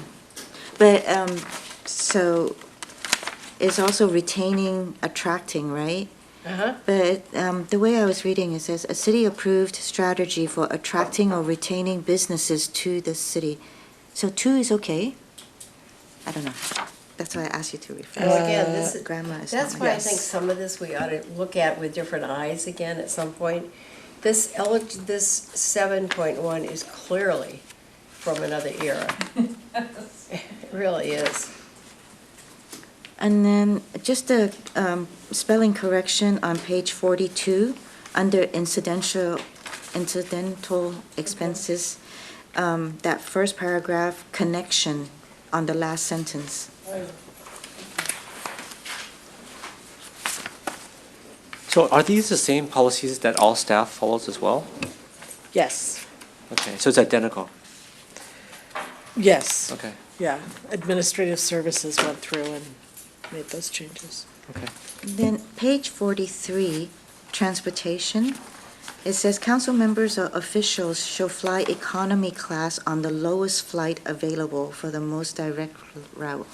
On the lowest flight available. No higher than 4,000 feet.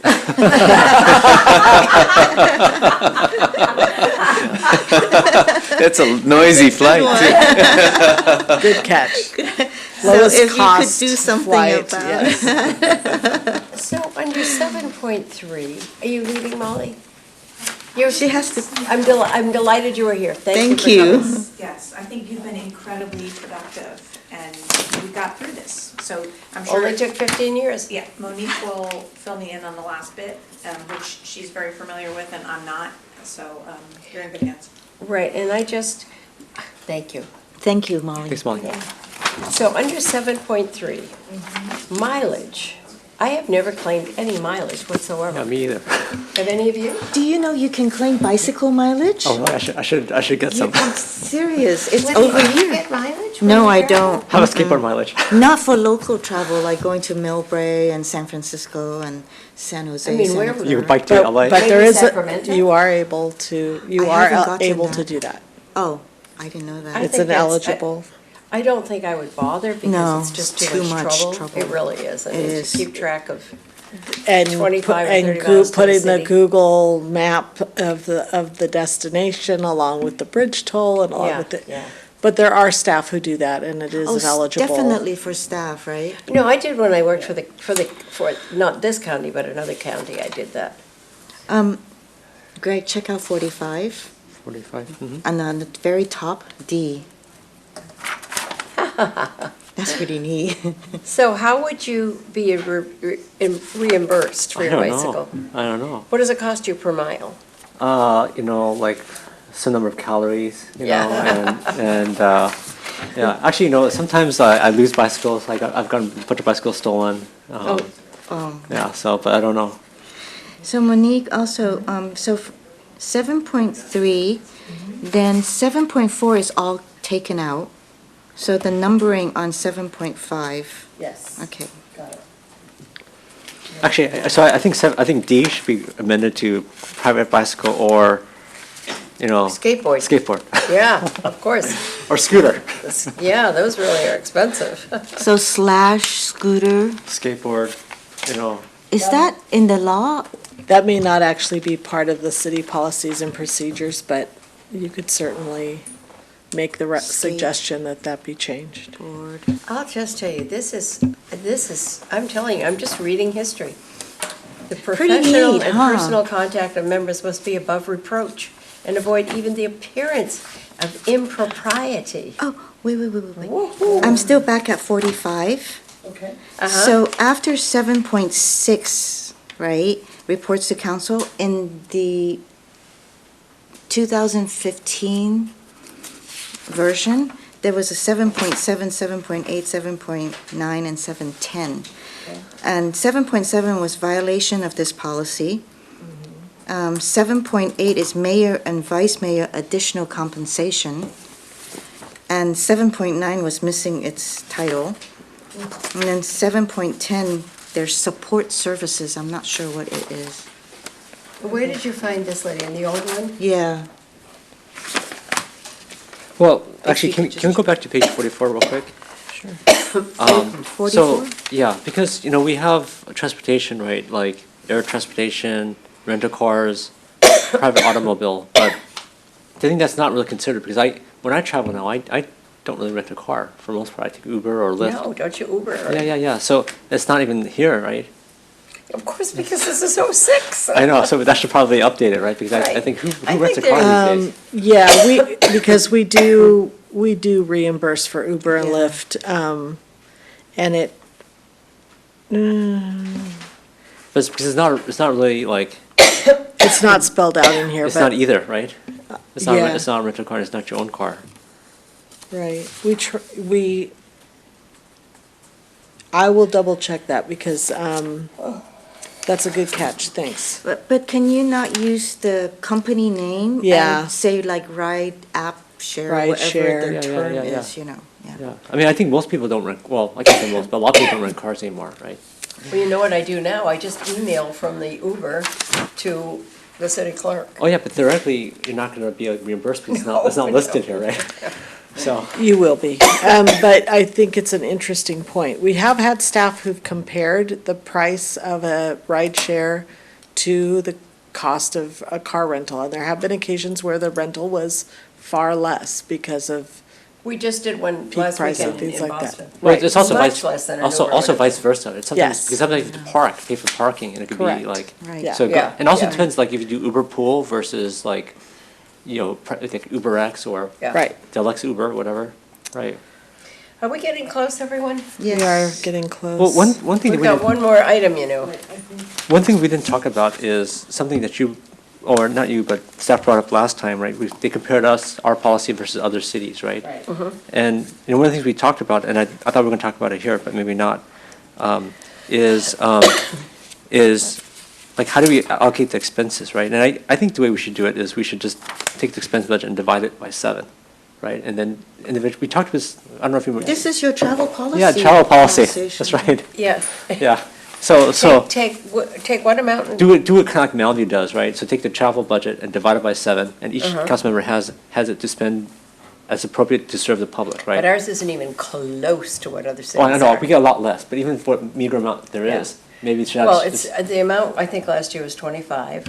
The amount this fiscal year is Yeah. 25,000. So at 25, you've got, you Divided by 7. I know, it's not much, but. 3,000. can't even go to a conference. I know, but I guess my point mainly is just that, well, maybe it should be changed, maybe it should be more aligned to other cities, I don't know. But my point is more like, because I thought the way Melview did it was actually kind of nice, which is just allocate it among the different council members. And Right. each council member has to. And, Yeah. and they sometimes trade, I heard. Yeah, but, I mean, it just seems to make more sense. And what they told me is they seldom use up all their travel Yeah. allowance.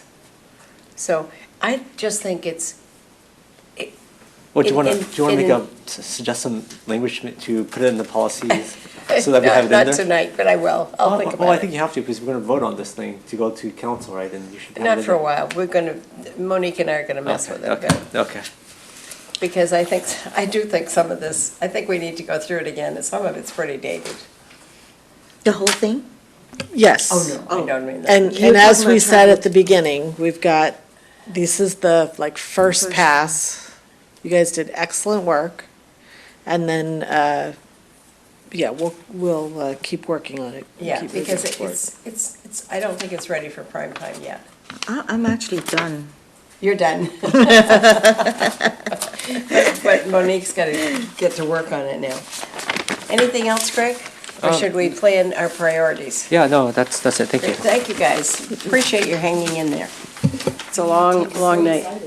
Pardon? Do you want to leave? Oh, Of course. Do you mind if we start the next item? No. It's pretty quick. Should take a bio break? Yes. And maybe I'll. They're bailing on us.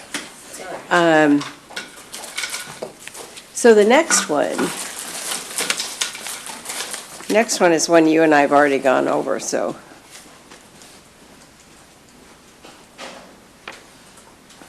Did you get a copy of Oh, I did not. Did you?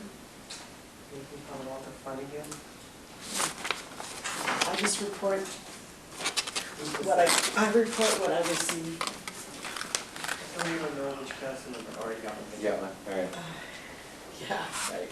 So what did we say we were going to do? Well, we're just gonna take a look at this and we're going to review the priorities, the setting guidelines. Obviously. And then I wanted to just go over the At Places memo. Which must be down under here somewhere. Should be. Otherwise, I'll give you another one. I've got protected bike It's lanes. underneath your black, Was it number black 3? PowerPoint. Yeah, underneath the protected bike lanes. Oh. Yeah, right there. There it is, got it.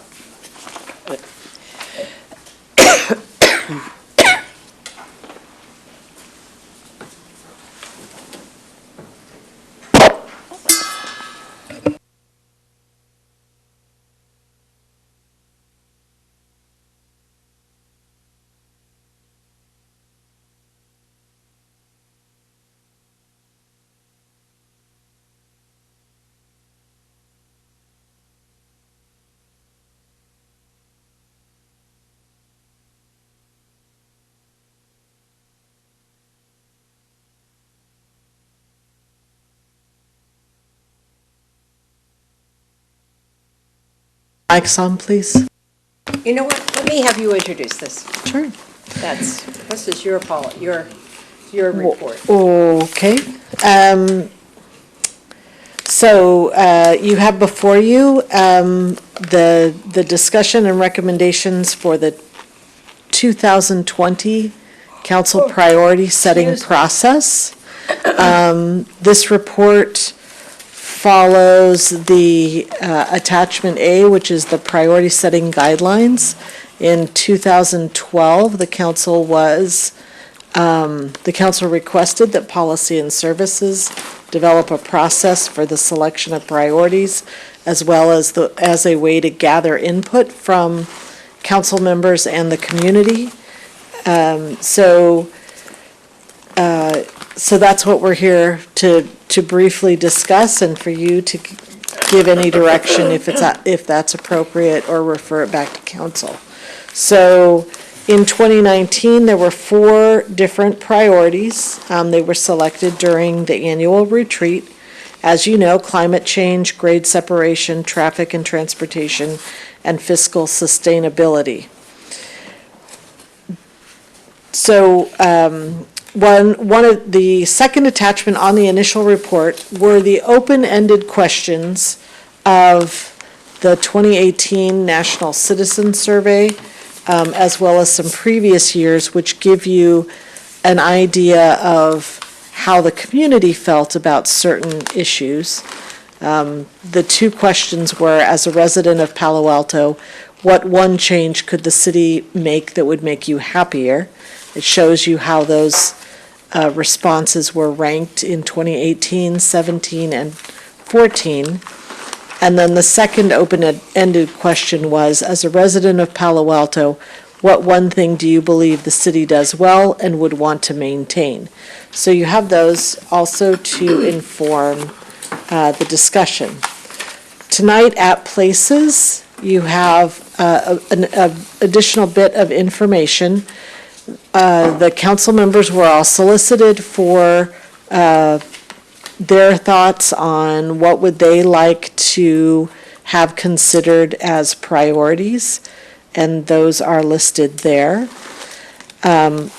Tonight, on the Open City Hall app, through OpenGov, the community has now been solicited, and we'll begin the promotion of that tomorrow. Good. Normally, that stays open for a month to allow respondents to reply, and that information you receive as part of the packet for the retreat. So that information will be available. And then one of the council members had requested, what were the past priorities for the last few years or so? And I got so involved in it that I went farther back than I needed to, but anyhow, so you have a list of what the past priorities were for back to 2011. So, happy to answer any questions, but the discussion now is up to you, how you want to handle this. So Monique and I laughed about this afternoon. The priorities that we come up with are almost the same every year. I know. They involve something fiscal, they involve housing, they involve transportation, and once in a while they involve, you know, that thing that everyone has on their brochure, quality of life. So, I don't, were we asked to put together a list of possible priorities? Well, according to the 2012 priority setting guideline, is that you would come up with some suggestions and ideas, making recommendations about the process. So you don't have to put together the list of what are the words or what are the priorities you want, but you can talk about how will we vote on the process, how will we discuss it at the retreat. Because if you look at process on attachment A, you'll see number 3 says, policy and services each year at its December meeting shall make recommendations about the process that will be used at the annual retreat, paying particular attention to the number of priorities suggested by council members. The recommended process is to be forwarded to council for adoption in advance of the council retreat. I don't know that we've ever actually done that formally. We've ever, no. And I know that last year. Last year they didn't do it. There was no review of I anything, so. think because when you get there, people have their own ideas of what they think is important. You know what I would do? I don't know what you two would do. I would hand out something that says, here are the priorities from this year's group, and then attach the past priorities. They're not going to be very different. 2011 was city finances and economic development, land use, environmental sustainability. The only thing different was emergency preparedness, and they added youth well-being. So those were unusual, and we haven't carried those forward in particular. I mean, those are pretty much done. They were on probably for their 3 years and then went. So I don't know what you two would like to do, but that's what I would do. You know, one thing I've been thinking about in terms of priorities, and maybe, I don't know, the city manager could talk a little bit about it, but, You can put anything out you want. well, I guess my question is, like, what do we do with these priorities? Like, does it actually have any effect in the city at all? It right? does, it Okay. does. And now here's how it has effect. What we have said several times this year is one of our priorities was, I don't remember what they were last year. Do you remember what they were? Well, it has it The right current year? It has it right. 2018 It is has the right. whole list. Oh, I was thinking, I was looking for 2019. That won't do. Oh, will it? 2019 is right here. I'm getting tired, yeah. So, you wanted to, Oh, no, my Yeah. thing is just, because, some of these priorities are really big, like transportation, right? Or traffic and Yeah, transportation is yeah. really big, right? yeah. We're not very specific, right? Yeah. And I'm not sure you ever heard the terms like SMART goals. You make them specific, measurable, actionable, all that. SMART goals? SMART, it's like an acronym, right? But it's like, Yeah. but these goals are not what you call SMART. They're one-word aspirations, and they're not very specific, and it's hard to know whether you're actually doing it or not. And so, and some of these are really hard to solve, even within the year. Some of these kind of need to span multiple years. So I kind of wonder, like, we set these priorities, but how much of an effect does it have for the city? Because we really don't. Well, I think staff really does use them and say, we bring things to you based on your priorities. Yeah. So last year, it's grade separation. We certainly have been working on that. Yeah. I would Traffic- also note this year that we've actually taken it a step farther than we have ever before by giving you specific work plans that the council has approved over the course of the year. So Right. for each one of these 4 priorities, we brought work plans back and the council approved them. So I think the priorities really do give staff something to work for. And you could talk about your SMART goals, whatever Well, I that. think the closest SMART goal that's on here, or that's kind of smartish, is grade separation. Choose a preferred alternative by the end of the year. So that's actually pretty good because it's like, it has a deadline, right? Like, we're trying to Do do you it by want the to end of put the that year. on again? I'm not saying this is a good one. I'm just saying as an example of But, having. but I mean, that's one that we've got to do that. Well, I guess my point is not so So much. maybe it's not a priority anymore because we've got to do it. Well, my thing is not so much about, this is this example, like versus some of them are like climate change. Okay, it's so broad and it's so non-specific.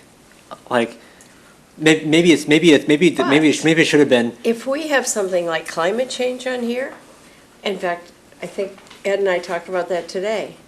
If I have that on here, I am going to concentrate on that and say at the air board, we want more money for more superchargers for EVs, because that's where we're going to really, that's where we're going to concentrate one area of climate change that we can do. The more superchargers we have, the better, Well, I think the challenge is. even if you don't ever use a car.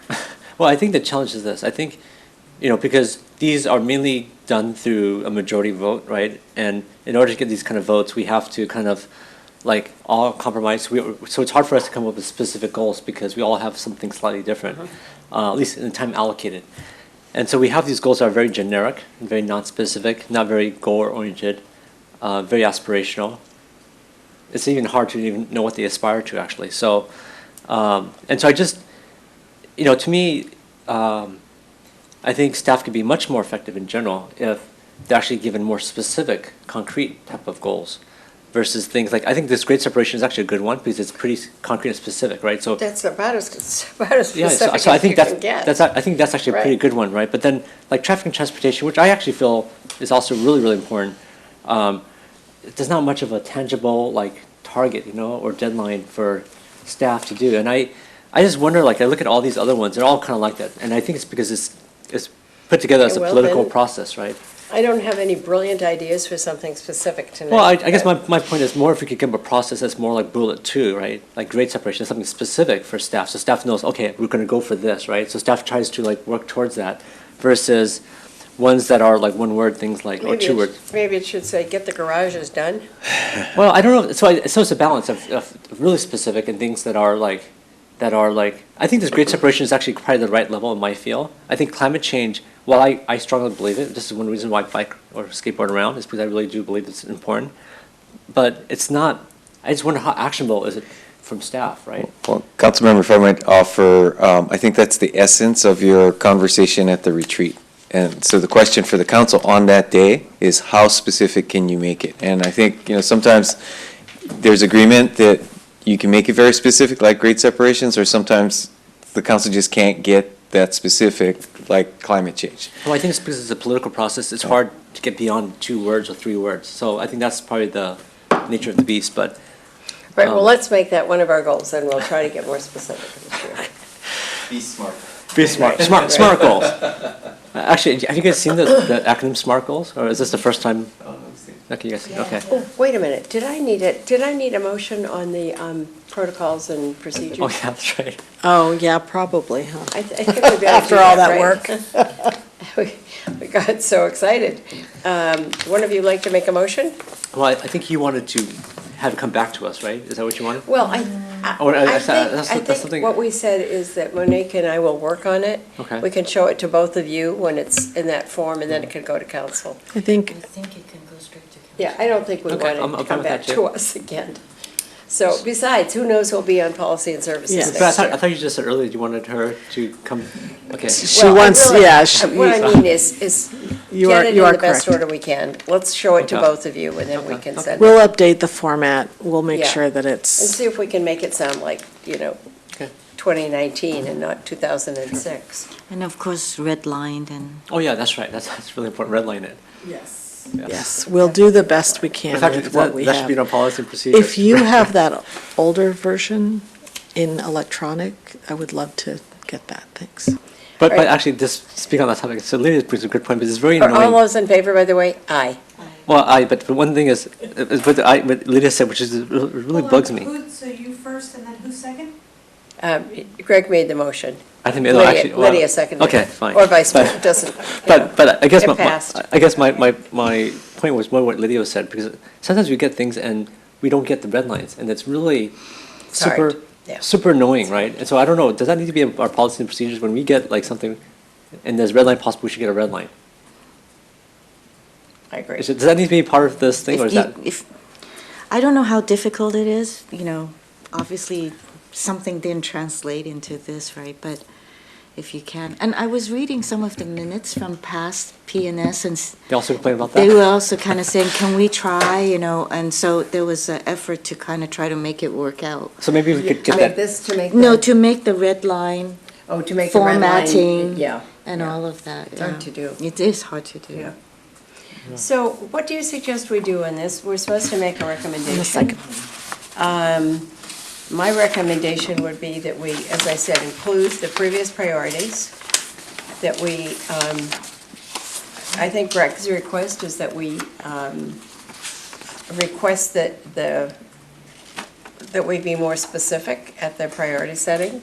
That's your request? yeah, basically trying to follow a SMART goal format. I just realize it's hard because we have 7 people who don't necessarily, Right, Yeah, that's it's- true. it's hard to- Sometimes you're lucky to get them to agree on that's right. 3 things or 4 things. That's right.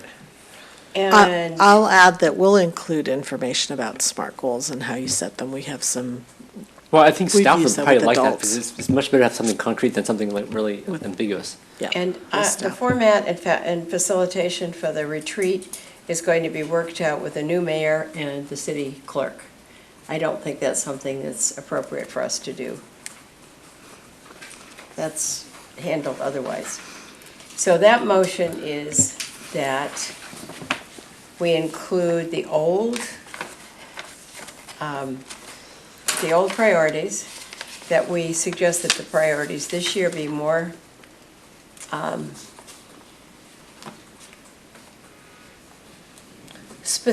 be more focused in such a way that they could actually be accomplished. Is that right? Yeah, I think that sounds like a good way of Okay. doing it, yeah. And then lastly, that we look forward to the retreat whenever it happens.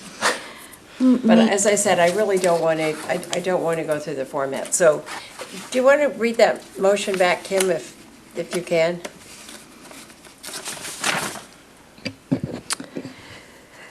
Councilmember Niss suggested include the old priorities, suggest the priorities this year be more focused in such a way that they can be accomplished. And I And that would say- format, you had said something about that format be determined by the new mayor and the clerk. And the format determined by the new leadership, And the clerk or the city manager?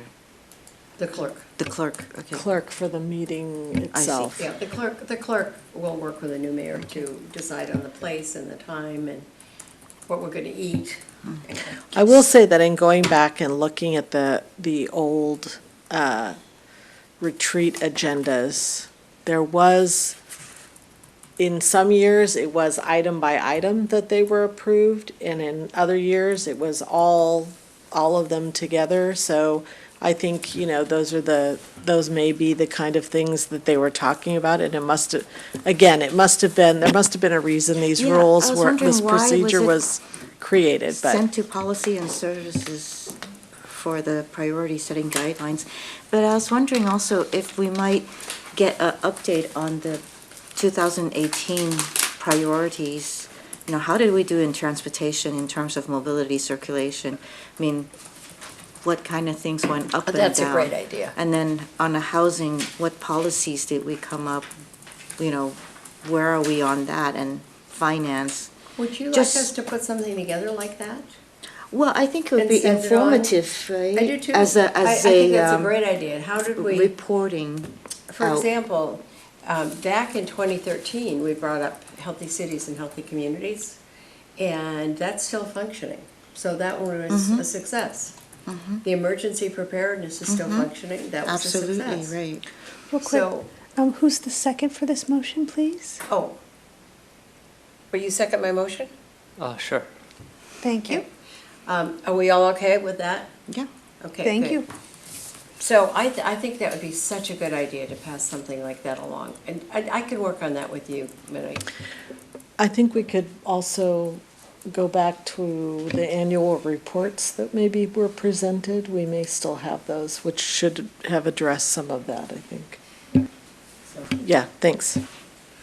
Okay, so I think with that, we're adjourned. And I think we're saying goodbye to this particular group because Thank you who for your knows? leadership. Yeah, thank you for your You're leadership. welcome. Who knows where we'll meet again? Pardon? The vote for the motion, please? Oh, For the I adjournment? thought she already voted. We already For the voted. adjournment? For the council Which- priority setting. Which one? For the motion you had on the floor for the council priorities? Yeah, we thought we did voted already. on that. The vote is The vote was 3-0. Yes, you wanted to know what the vote was, right? Okay, thank you. And, yeah, thank you for going through the document. I think it was good that we did it, you Well, know? Lydia, thank you for having done all your homework. You did. If you look, you know what, if you look at the very back page, or before it gets to the 7.7, you know, the parts that I didn't, Yeah. it had the footnote notes. Uh-huh. It refers to the municipal code. Oh, the section. Oh, I see. Okay, Oh. that's what it's all about, right. Yeah. That's why we kept asking and Why didn't is there a realize what, three? we didn't realize what it was.